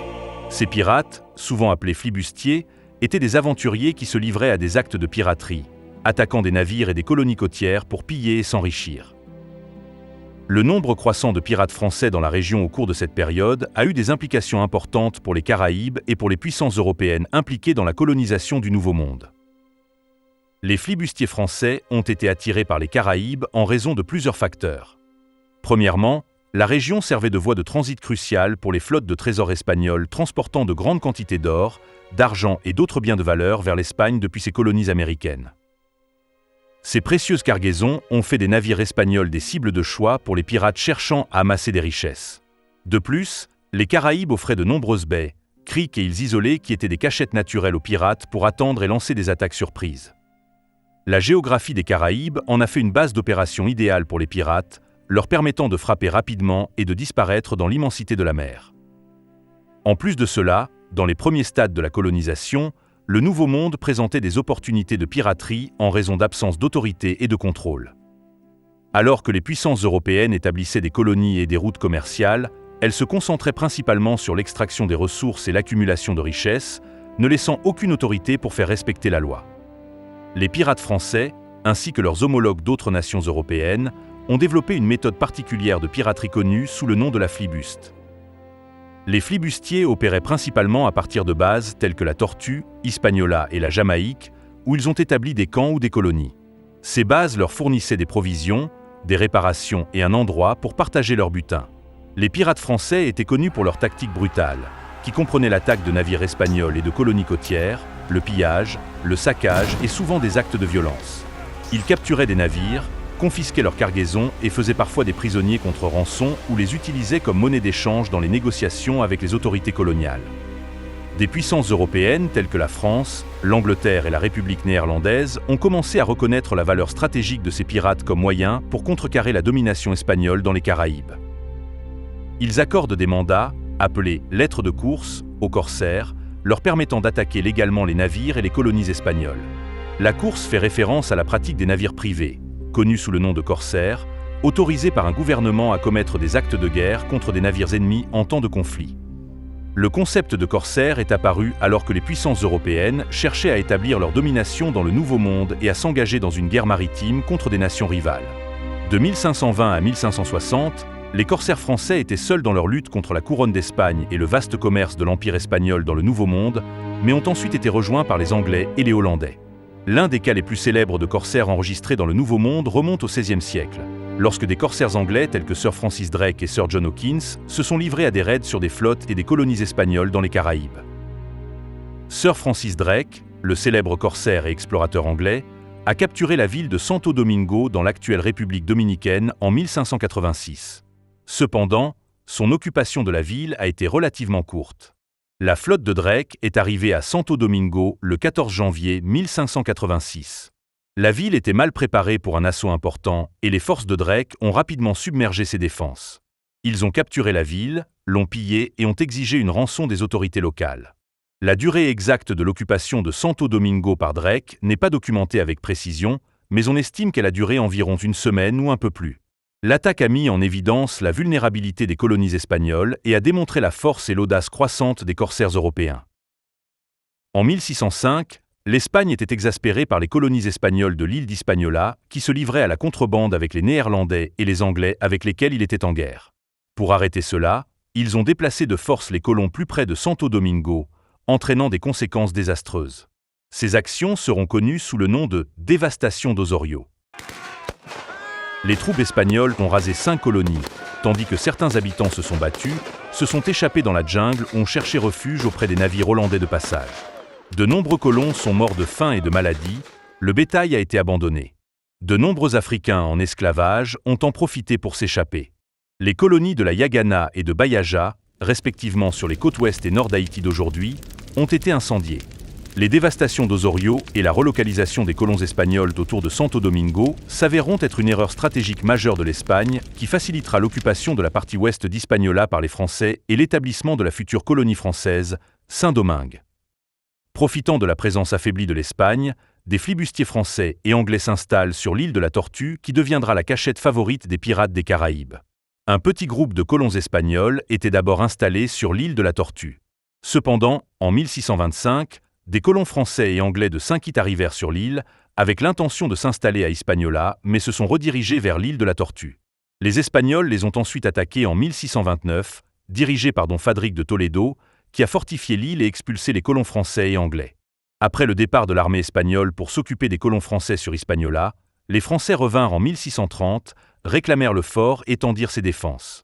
À partir de 1630, l'île de la Tortue est divisée en colonies françaises et anglaises, attirant les flibustiers qui l'utilisent comme base principale d'opération. En 1635, l'Espagne a repris la Tortue aux Anglais et aux Français pour repartir en raison de son manque perçu d'importance stratégique. Cela a permis le retour des pirates français et anglais. En 1638, les Espagnols firent une troisième tentative pour prendre l'île, expulsant les Français et les Néerlandais nouvellement installés.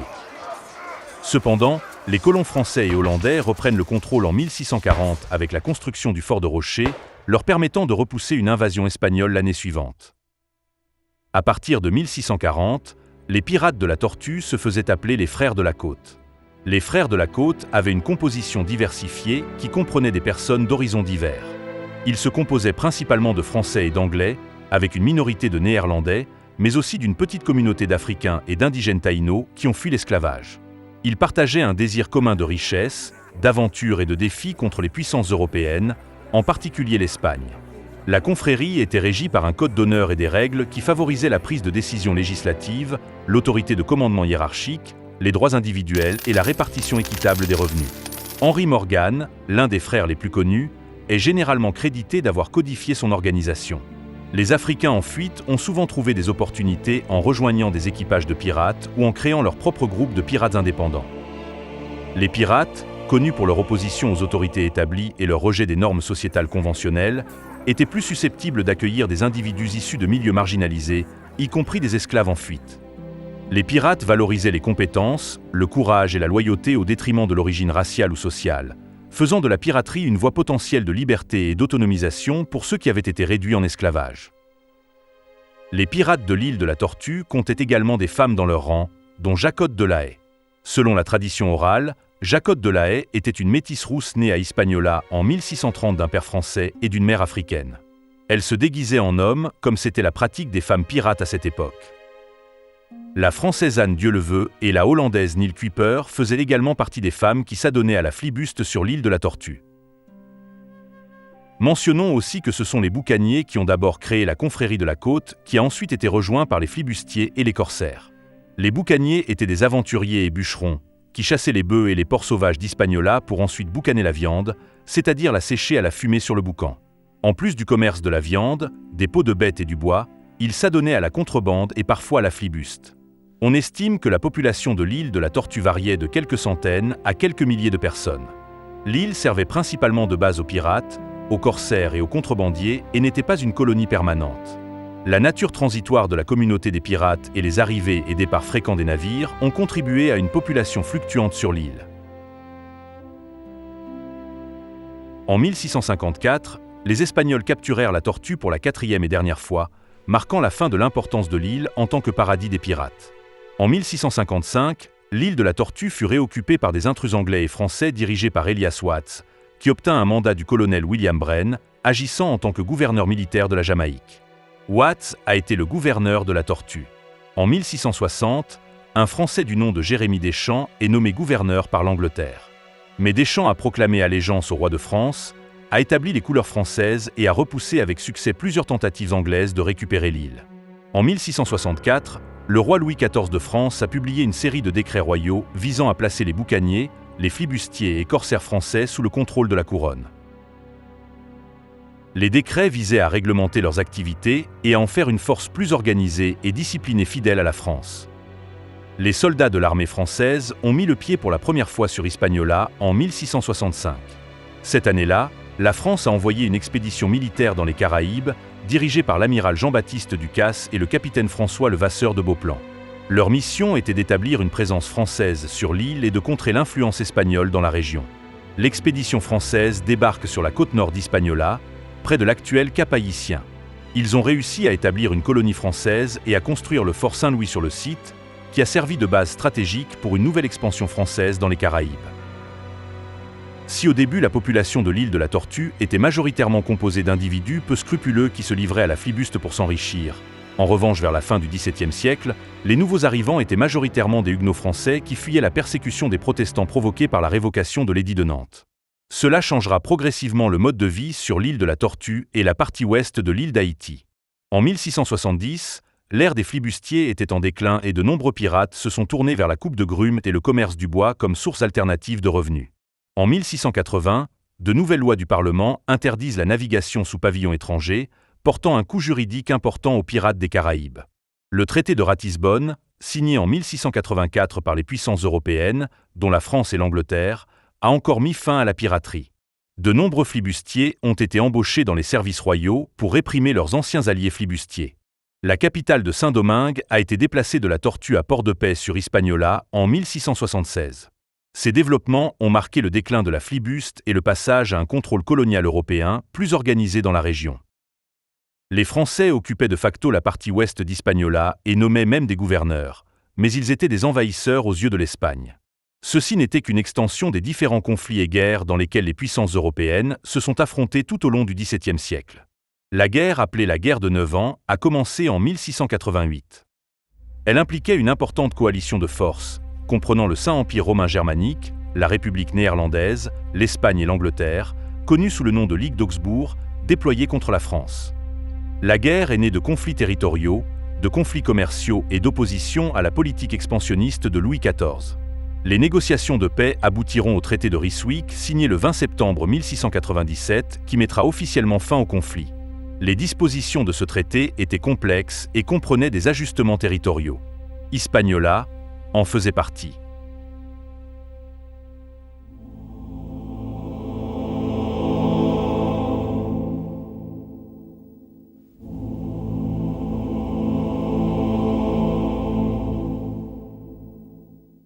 Au XVIIe siècle, Rijswijk aux Pays-Bas était une localité considérablement plus petite et plus rurale par rapport à son caractère urbain contemporain, offrant un contraste frappant avec sa ville voisine, La Haye.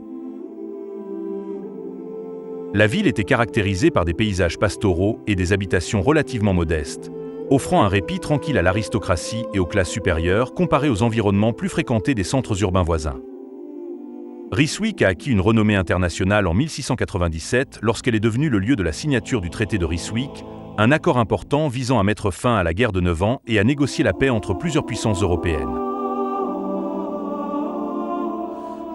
Cet événement important survenu à Rijswijk a brièvement transformé ce lieu tranquille en un point central de la diplomatie européenne, attirant des monarques, des diplomates et des chefs militaires de tout le continent. Le traité impliquait la reconnaissance des dirigeants, notamment Louis XIV de France reconnaissant Guillaume III comme roi d'Angleterre. Il a également tenté de maintenir un équilibre des pouvoirs en Europe, en corrigeant certaines des incohérences territoriales survenues en raison des conflits antérieurs. Divers territoires d'Europe, des Caraïbes et d'Amérique du Nord qui étaient occupés pendant la guerre ont été restitués à leur statut d'avant-guerre ou négociés pour parvenir à un équilibre des pouvoirs. Dans les Caraïbes, l'Espagne a reconnu le contrôle français de l'île de la Tortue et de la partie occidentale d'Hispaniola, Saint-Domingue.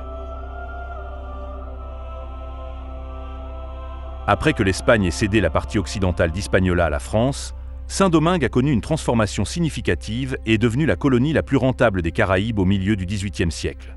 Saint-Domingue a connu une augmentation de sa production de sucre, tirant parti des plaines fertiles et employant un grand nombre d'Africains réduits en esclavage. Les plantations de canne à sucre se sont développées et la colonie est devenue un important producteur de sucre, répondant à une demande mondiale croissante. Le sucre était très apprécié sur les marchés européens, car la demande a explosé au XVIIe et XVIIIe siècle. Il était utilisé non seulement comme édulcorant, mais aussi dans la production de rhum et de mélasse. Le processus de production de sucre était à forte intensité de main-d'œuvre et nécessitait une quantité importante de travail manuel, ce qui a conduit à la création de grandes plantations. Ces plantations ont été organisées dans le but de maximiser la culture de la canne à sucre et de faciliter la transformation sur place, impliquant des tâches telles que la plantation, la récolte et la transformation de la canne à sucre, qui demandaient beaucoup de main-d'œuvre. La rentabilité du sucre était directement liée à l'exploitation des esclaves africains qui étaient contraints de travailler dans ces plantations dans des conditions épouvantables. Le taux de mortalité parmi les esclaves était élevé en raison des conditions de travail brutales, d'une alimentation inadéquate et des maladies. Le café est devenu une autre culture cruciale pour Saint-Domingue au XVIIIe siècle, répondant à la demande européenne croissante. Les zones de haute altitude de la colonie offraient des conditions propices à la culture du café, lui permettant de devenir un exportateur important. L'indigo, une plante utilisée pour produire un précieux colorant bleu, était cultivée dans diverses parties de la colonie. La teinture indigo était demandée pour les textiles et est devenue un produit d'exportation lucratif. La diversification vers le café et l'indigo a apporté une certaine stabilité économique à Saint-Domingue, car elle n'était pas uniquement dépendante du sucre. Différentes régions de la colonie pourraient se spécialiser dans diverses cultures, optimisant ainsi l'utilisation de terrains et de climats variés. La prospérité découlant de la production de sucre, de café et d'indigo a généré une immense richesse pour les planteurs et les commerçants européens, mais a simultanément souligné d'énormes inégalités sociales et économiques. Saint-Domingue, en tant que colonie française, était politiquement organisée par une combinaison de structures de gouvernance coloniale et de dynamique sociale locale, fortement influencée par l'économie de plantation et l'institution de l'esclavage. La colonie était supervisée par un gouverneur général nommé par la monarchie française. Le gouverneur général détenait une autorité importante et était responsable des questions militaires et civiles sur le territoire. Ce rôle impliquait souvent d'équilibrer les intérêts de l'administration coloniale et des élites coloniales locales. Un intendant, également nommé par la monarchie française, était chargé des questions financières et administratives à Saint-Domingue. L'intendant supervisait la perception des impôts, les affaires commerciales et les questions judiciaires. Il existait également un conseil colonial qui faisait office d'organe consultatif et judiciaire. Le conseil était composé de membres de l'élite locale, souvent de riches planteurs et marchands.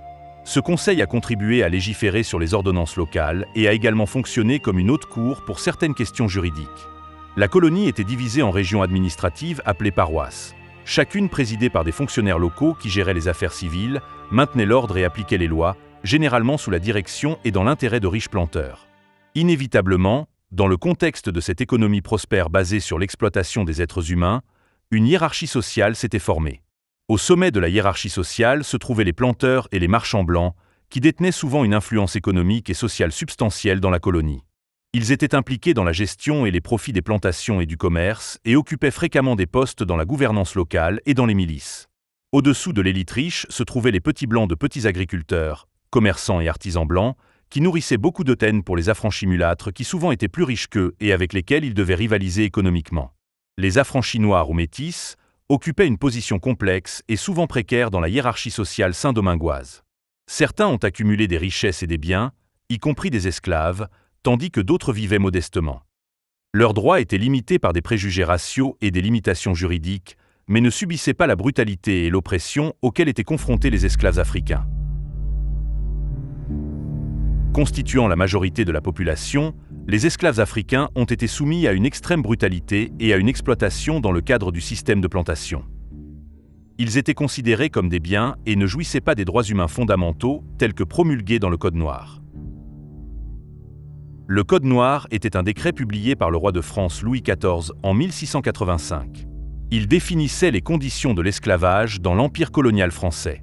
Le décret comportait plusieurs éléments clés. Le Code noir faisait des Africains réduits en esclavage des biens meubles de leurs maîtres. Il définit les châtiments infligés aux esclaves. Il interdit le mariage des esclaves avec des personnes libres sans le consentement du maître de l'esclave et du roi ou de son représentant. Il restreint les activités des personnes libres de couleur. Il imposait la conversion au catholicisme pour tous les esclaves de tout l'Empire. Il a ordonné l'expulsion de tous les Juifs des colonies françaises. Parallèlement, au XVIIIe siècle, le commerce triangulaire atteint son apogée. Le commerce triangulaire était un système commercial multicontinental qui reliait l'Europe, l'Afrique et les Amériques, du XVIe au XIXe siècle. Le système fonctionnait de telle manière que les navires européens transportaient des produits manufacturés vers l'Afrique, où ils étaient échangés contre des esclaves, qui étaient ensuite transportés de force à travers l'Atlantique pour travailler dans les colonies des Amériques. Ces colonies, à leur tour, exportaient des matières premières et des biens, comme le sucre, le tabac et le coton, vers l'Europe. Ce système commercial permettait aux colons de Saint-Domingue de disposer de la main-d'œuvre nécessaire, même si les esclaves mouraient en grand nombre. Il était moins coûteux d'acheter de nouveaux esclaves que d'en prendre soin. Malgré ce système monstrueux érigé contre eux, les Africains de Saint-Domingue étaient loin d'accepter leur sort. Déjà au XVIIe siècle, un esclave africain nommé Padre Jean initia une rébellion. En 1676, Padre Jean s'était libéré en tuant son maître, un Espagnol, et se réfugia sur l'île de la Tortue.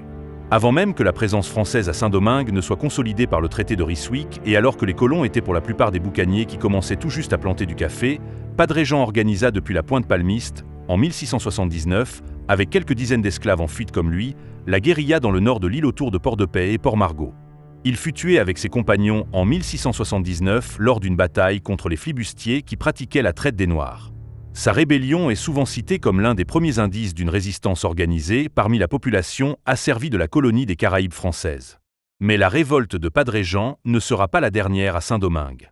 Au milieu du XVIIIe siècle, un esclave du royaume du Congo mena un soulèvement de grande ampleur qui inquiétait sérieusement la métropole. Il s'appelait François Makanda.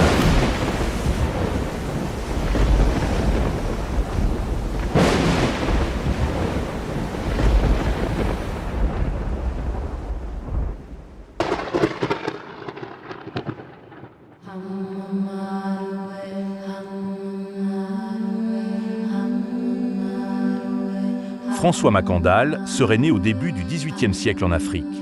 Cependant, son lieu de naissance exact ne fait pas l'unanimité parmi les historiens. Selon les anthropologues américains Mark Davis et Wyatt McGaffey, il serait né dans l'Empire Congo. Le nom Makanda viendrait du Congo et aurait été francisé. D'autres sources identifient son origine comme étant les montagnes de l'Atlas qui s'étendent sur le Maghreb, mais des chercheurs contemporains comme Sylviane Diouf ont spéculé qu'il pourrait être originaire des nations modernes du Sénégal, du Mali ou de la Guinée. Un autre point encore qui fait débat est sa religion.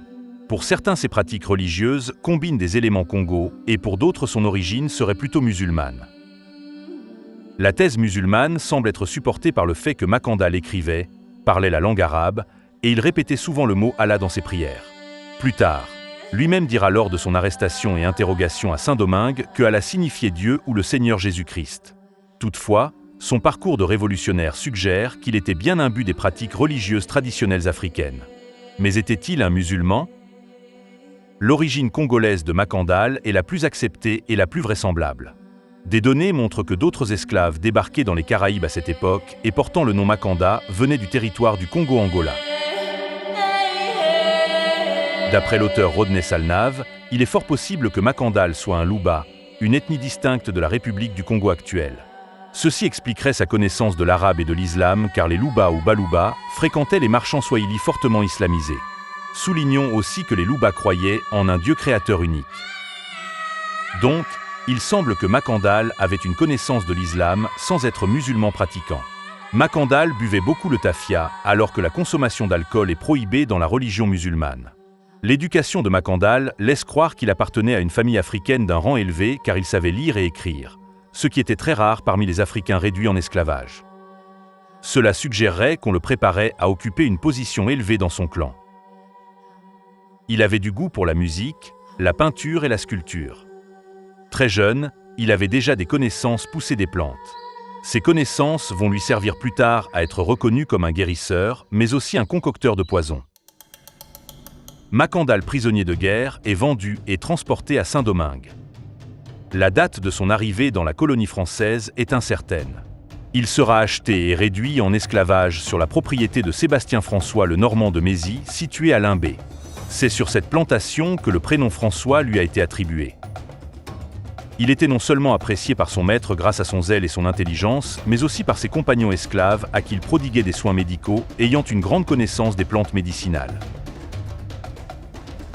Il participait souvent dans les danses vaudou organisées sur la plantation et était connu comme un grand séducteur parmi les femmes. La question de savoir si la main de Makandal a été coupée est sujette à débat aussi. Selon certaines sources, il aurait perdu une main dans un accident de moulin à sucre, ce qui l'aurait amené à s'échapper et à devenir un leader marron. Cependant, les détails exacts de cet événement ne sont pas clairement établis et varient selon les récits. Certains considèrent cette histoire comme une partie de la légende entourant Makandal. Dans l'arrêt du Conseil du Cap relatif à la condamnation de Makandal le 20 janvier 1758, il est écrit, et je cite, « Pour réparation de quoi il aurait été condamné à faire amende honorable. Nu en chemise, tenant en ses mains une torche de cire ardente. Tenant en ses mains, il est dit. » De plus, dans une lettre écrite du Cap français le 24 juin 1758, décrivant la tentative d'évasion de Makandal, on peut lire « Le bourreau lui-même ne pouvait croire ce qu'il voyait. Il se jeta cependant sur le criminel, auquel on lia les pieds et les mains et on le rejeta dans le brasier. Il n'y a aucune mention d'infirmité de Makandal. Ce qui est sûr, c'est que Makandal, révolté dans son être, n'acceptera pas sa condition d'esclave. Il s'enfuira pour se réfugier dans les montagnes et joindre les bandes de marrons.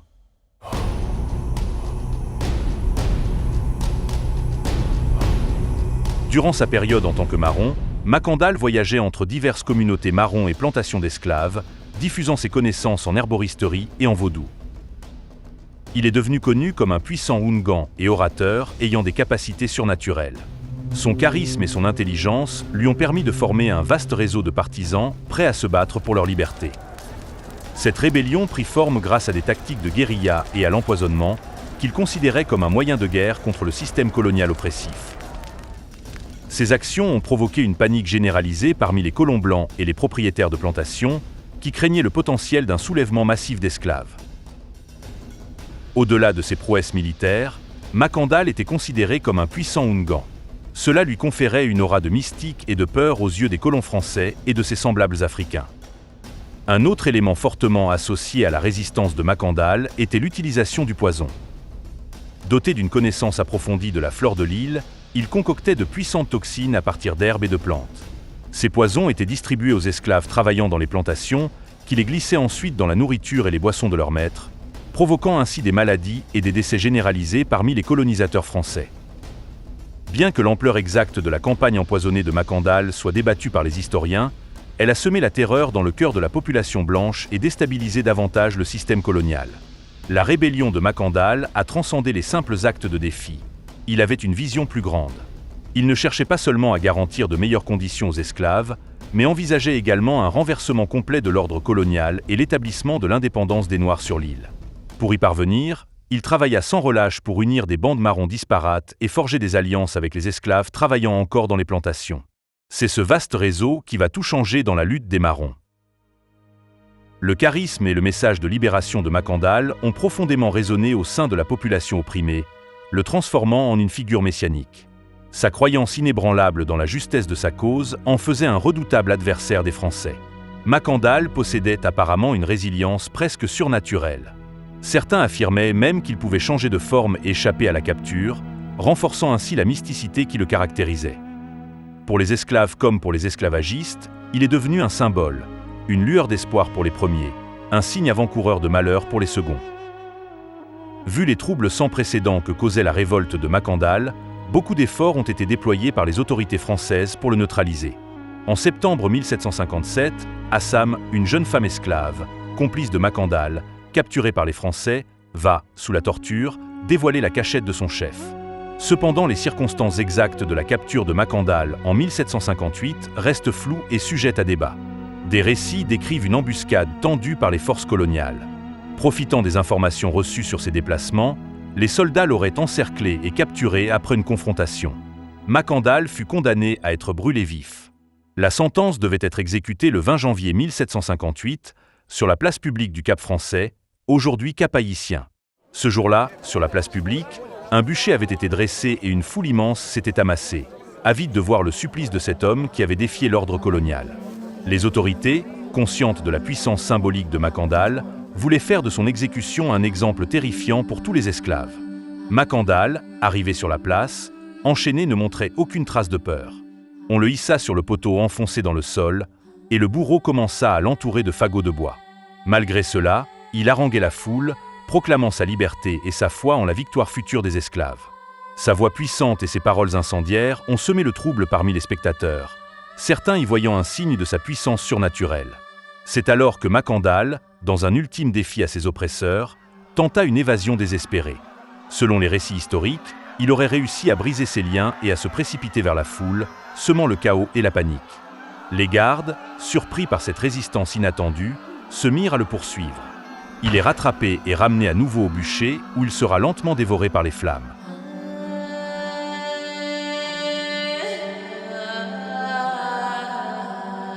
De nombreuses légendes racontent que Macandal n'a pas été réellement brûlé vif et qu'il a réussi à s'échapper du bûcher en se transformant en moustique ou en fumée. Sa réputation messianique a alimenté ces légendes, lui conférant une aura d'immortalité et d'invincibilité. Après la mort de Macandal, de sévères restrictions furent imposées aux esclaves. Interdiction de la médecine traditionnelle, des rassemblements et du commerce. Ils interdirent l'utilisation d'armes à feu, même aux noirs libres.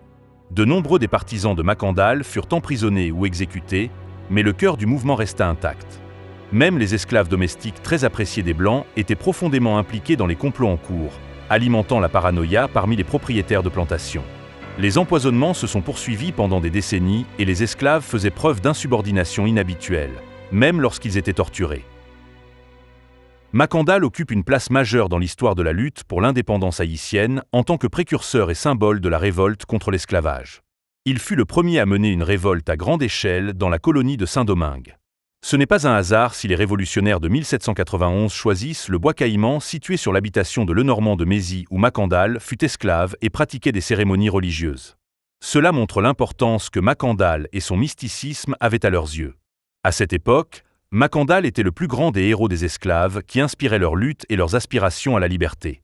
Toussaint Louverture avait 15 ans quand Macandal mourut et Dessalines allait naître 8 mois plus tard. Indéniablement, Macandal était le modèle de la prochaine génération qui allait conduire à l'indépendance. Une indépendance que Macandal fut le premier à invoquer dans la colonie, avant l'indépendance américaine et avant la Révolution française.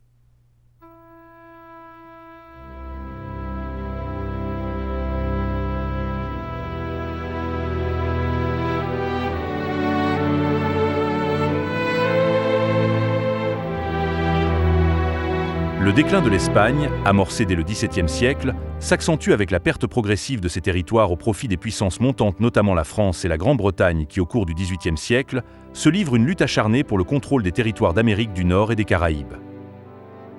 Ces colonies, piliers économiques fondés sur l'agriculture intensive et le commerce, dépendent largement du travail forcé des esclaves africains. La rivalité pour les ressources et les routes commerciales attise les tensions, créant un climat d'instabilité qui annonce des affrontements imminents. En 1756, la guerre de 7 ans éclate, embrasant l'Europe, l'Amérique du Nord, les Caraïbes, l'Amérique du Sud, l'Afrique et l'Asie. La France et la Grande-Bretagne s'affrontent, chacune appuyée par de puissants alliés. La France s'allie à l'Espagne, l'Autriche, la Russie et la Suède, tandis que la Grande-Bretagne reçoit le soutien du Royaume de Prusse, du Portugal, des Iroquois et de ses 13 colonies américaines. Le conflit se termine en 1763 avec le traité de Paris qui consacre la victoire des Britanniques. La France cède à la Grande-Bretagne de vastes territoires, incluant la Nouvelle-France, composée du Québec, de l'Ontario, de l'Acadie et de Terre-Neuve, une grande partie de ses possessions en Inde, ainsi que plusieurs îles des Antilles, telles que la Dominique, Grenade, Saint-Vincent et les Tobago. La Louisiane est transférée à l'Espagne. Le traité propulse la Grande-Bretagne au rang de première puissance mondiale. Cet événement bouleverse l'équilibre des pouvoirs coloniaux et marque le début d'une nouvelle ère. Mais cette victoire britannique sème les graines d'une future révolution qui va aussi changer la face du monde. La guerre a coûté cher à la Grande-Bretagne. Pour renflouer ses caisses, le gouvernement impose de nouvelles taxes aux colonies américaines, sans leur consentement. Des taxes sur le papier, le sucre, le thé et d'autres biens essentiels sont instaurées, alimentant un mécontentement croissant parmi les colons américains. Ces lois fiscales injustes et l'absence de représentation politique dans les décisions affectant directement leur vie quotidienne conduisent les colons à remettre en question leur allégeance à la couronne britannique. C'est dans ce contexte de frustration économique et de ressentiment envers un gouvernement perçu comme tyrannique que les idéaux révolutionnaires commencent à germer.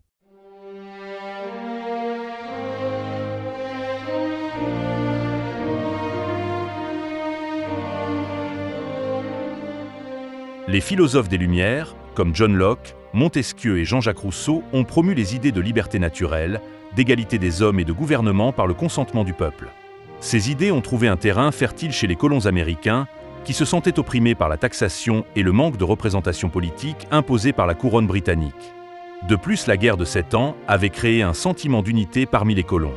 Ils ont découvert leur force et leur capacité à se battre pour leurs intérêts. La collaboration entre les 13 colonies pour repousser l'ennemi français a renforcé l'idée d'une identité américaine commune. Le mécontentement fiscal, le sentiment d'unité, l'expérience militaire et l'inspiration des Lumières créent ainsi un cocktail explosif. Le 5 mars 1770, une confrontation entre des soldats britanniques et des colons à Boston dégénère en fusillade. 5 colons sont tués et plusieurs autres blessés. Cet événement tragique est perçu par les colons comme une illustration de l'oppression britannique et de la violation de leurs droits. La colère et le ressentiment s'intensifient. Le massacre de Boston devient un symbole de la résistance à la domination britannique et contribue à radicaliser les colons, les poussant un peu plus vers la Révolution. La Boston Tea Party, survenue le 16 décembre 1773, fut un acte de protestation politique où des colons américains, déguisés en Amérindiens, jetèrent 342 caisses de thé britanniques dans le port de Boston. La guerre opposant les colons américains à la Grande-Bretagne va officiellement commencer avec les batailles de Lexington et Concord le 19 avril 1775. Ces premiers affrontements marquent le début des hostilités armées entre les forces britanniques et les milices coloniales. Suite à ces événements, le Second Congrès continental se réunit le 10 mai 1775 à Philadelphie, prenant des mesures pour organiser une armée continentale sous le commandement de George Washington, posant ainsi les bases d'une lutte organisée pour l'indépendance. Le 4 juillet 1776, le Congrès continental proclama l'indépendance des 13 colonies britanniques d'Amérique du Nord. La France, ennemie jurée des Britanniques et humiliée par sa défaite lors de la guerre de 7 ans, voit dans le conflit américain une opportunité de revanche. Monté sur le trône en 1774, le roi Louis XVI de France décide d'aider les Américains. Initialement, le soutien français est secret, consistant, dès 1776, en l'envoi de fournitures militaires, de fonds et de munitions aux rebelles américains via des intermédiaires. La victoire américaine à la bataille de Saratoga en octobre 1777 se révèle être un tournant. Elle convainc la France que les colons américains ont une chance réelle de succès contre les Britanniques. En conséquence, en février 1778, la France signe 2 traités importants avec les Américains. Le traité d'amitié et de commerce, qui reconnaît officiellement l'indépendance des États-Unis, et le traité d'alliance, promettant une aide militaire française aux Américains et établissant une alliance militaire contre la Grande-Bretagne avec des conditions stipulant que la France ne chercherait pas à obtenir de territoires américains. Au-delà de l'aide financière, la France s'engagera militairement en envoyant des soldats au combat aux côtés des Américains. Ces soldats ne viendront pas seulement de la métropole française, mais aussi des colonies. Le siège de Savannah en 1778 sera l'un des moments forts de la guerre où des hommes de couleur venus des colonies antillaises dont Saint-Domingue s'illustreront au combat. Savannah était la capitale de la Géorgie, sous contrôle des troupes britanniques depuis le 29 décembre 1778. Il est devenu un port majeur et un centre économique crucial pour les Britanniques dans le sud des colonies américaines. Sa position lui permettait de servir de base pour les opérations militaires britanniques dans la région et d'assurer le contrôle sur les routes commerciales essentielles. Sur l'insistance du consul de France à Charleston, le vice-amiral Charles-Henri d'Estaing, ancien gouverneur de Saint-Domingue, accepte de participer à une opération conjointe avec l'armée américaine pour reprendre Savannah. Avant son implication directe dans les opérations militaires en Amérique du Nord, notamment le siège de Savannah, l'amiral d'Estaing jouait un rôle crucial dans les opérations navales françaises dans les Antilles pour protéger Saint-Domingue et les autres colonies des Antilles. Saint-Domingue, étant la colonie la plus riche et la plus importante de la France dans les Caraïbes, joue un rôle logistique essentiel, fournissant des ressources et un soutien pour les opérations militaires. D'Estaing arrive à Saint-Domingue en 1779, après sa victoire à la bataille de la Grenade le 6 juillet de la même année. Son arrivée à Saint-Domingue lui permettait de reconstituer sa flotte et de préparer les opérations futures contre les forces britanniques à Savannah. Pour renforcer ses troupes, il va intégrer le corps des chasseurs volontaires de Saint-Domingue dans son armée. Les chasseurs volontaires de Saint-Domingue, formés suite à une ordonnance du 12 mars 1779 et renforcés par une seconde en avril, augmentant leur rang de 800 à 1030 membres, étaient composés de volontaires colons français et d'environ 1 millier de fusiliers affranchis, qui étaient des Noirs libres et des mulâtres. Le corps était commandé par le vicomte François de Fontanges, un grand planteur dans le sud de Saint-Domingue. Celui-ci fut promu chef d'état-major par l'amiral d'Estaing.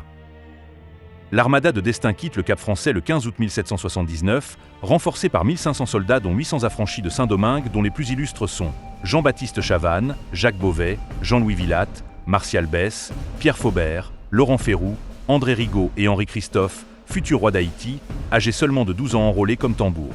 Soulignons au passage que le rôle des tambours est crucial pour la communication des ordres sur le champ de bataille et pour le maintien du moral et de la cohésion des troupes. Les séquences rythmiques qu'ils jouent peuvent signaler des instructions spécifiques, comme l'avance, la retraite ou le rassemblement des soldats.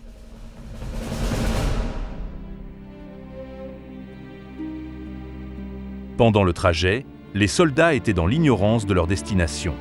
D'Estaing avait gardé le secret sur la mission réelle des troupes. Certains pensaient qu'ils allaient attaquer la Jamaïque, tandis que d'autres spéculaient sur une possible destination vers la Nouvelle-Angleterre. Après 3 semaines de navigation, les troupes de l'amiral d'Estaing arrivent en Géorgie le 8 septembre 1779, débarquant devant la ville de Savannah assiégée. Leur intervention vise à soutenir les insurgés américains, en grande difficulté face aux Anglais. Le siège débute par un blocus terrestre et naval, dans l'espoir d'affaiblir les défenses britanniques par le manque de provisions et de renforts.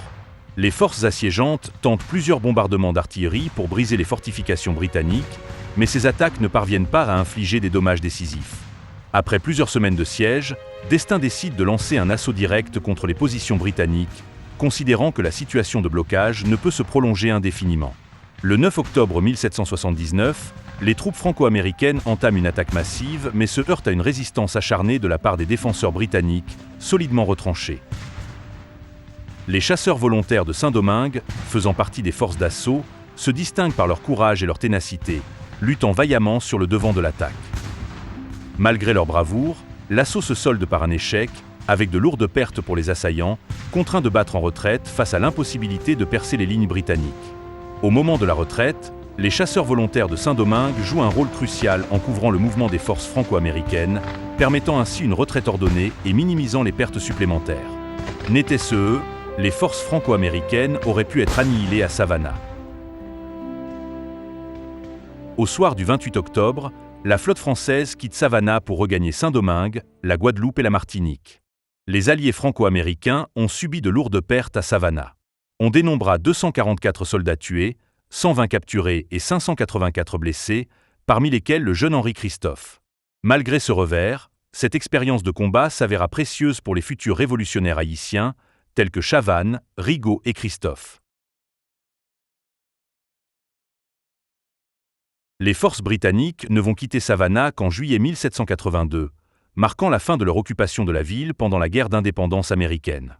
Un peu plus d'un an plus tard, soit le 3 septembre 1783, le traité de Paris va mettre fin à la guerre et la couronne britannique reconnaîtra officiellement l'indépendance des Américains. L'effet domino de la guerre de 7 ans était loin de s'arrêter. Une autre révolution qui va changer le monde se germait en Europe, celle du peuple français. Le système de la monarchie absolue sous Louis XVI se trouve profondément discrédité. Les privilèges de l'aristocratie et du clergé, anachroniques dans une société en pleine mutation, cristallisent les frustrations. Le pouvoir centralisé à Versailles apparaît déconnecté des réalités vécues par le tiers-État, qui représente l'immense majorité de la population mais se voit constamment marginalisé. Après la guerre de 7 ans, la France, contrairement à la Grande-Bretagne, avait choisi de ne pas augmenter les taxes mais de recourir à des emprunts pour financer sa dette considérable. La dette nationale de la France, ayant augmenté de 1,36 milliard de livres en 1753 à 2,35 milliards en 1764, s'alourdit davantage en raison de la diminution des revenus après la perte de colonies et de l'engagement financier dans la guerre d'indépendance américaine. Cette situation provoque une montée en flèche des taux d'intérêt, exacerbant les difficultés financières du pays. Face à cette situation critique, le gouvernement est contraint de revoir sa stratégie financière et décide d'augmenter les impôts dans le but de réduire rapidement l'endettement et de renforcer une marine affaiblie. Cette décision, cependant, suscite un mécontentement profond au sein de la population. Les tentatives de réforme fiscale se heurtent à l'intransigeance des élites, tandis que les classes populaires et moyennes, écrasées par les impôts, peinent à survivre. Les mauvaises récoltes de 1788 aggravent encore la situation, plongeant le pays dans une grave crise alimentaire. Sur le plan social, les inégalités criantes et l'injustice deviennent de plus en plus insupportables pour une population qui aspire à plus d'équité. Les idées des Lumières, avec les philosophes Voltaire, Rousseau et Montesquieu, critiquant ouvertement l'absolutisme des prônant les droits de l'homme, la séparation des pouvoirs et la souveraineté du peuple, alimentent le désir de changement. Les pamphlets et les libelles circulent, exacerbant le mécontentement général et appelant à une transformation radicale de la société. Lorsque le roi convoque les États généraux en mai 1789 pour tenter de résoudre la crise financière, il ouvre involontairement la boîte de Pandore. Les débats autour de la représentation et de la répartition des pouvoirs dégénèrent rapidement en une remise en question fondamentale de la monarchie elle-même. Le 14 juillet 1789, Paris est en ébullition. Poussée par le désespoir, une foule hétéroclite, composée de bourgeois, d'artisans et de travailleurs, converge vers la Bastille, exigeant la libération des prisonniers et la remise des munitions et des armes pour se défendre contre les troupes royales. La résistance de la garnison est vaine face à la détermination des assaillants. Après plusieurs heures d'affrontement, la forteresse capitule. Les conséquences de cet événement sont immédiates et profondes. Les fondations de l'ancien régime craquent sous le poids des exigences populaires.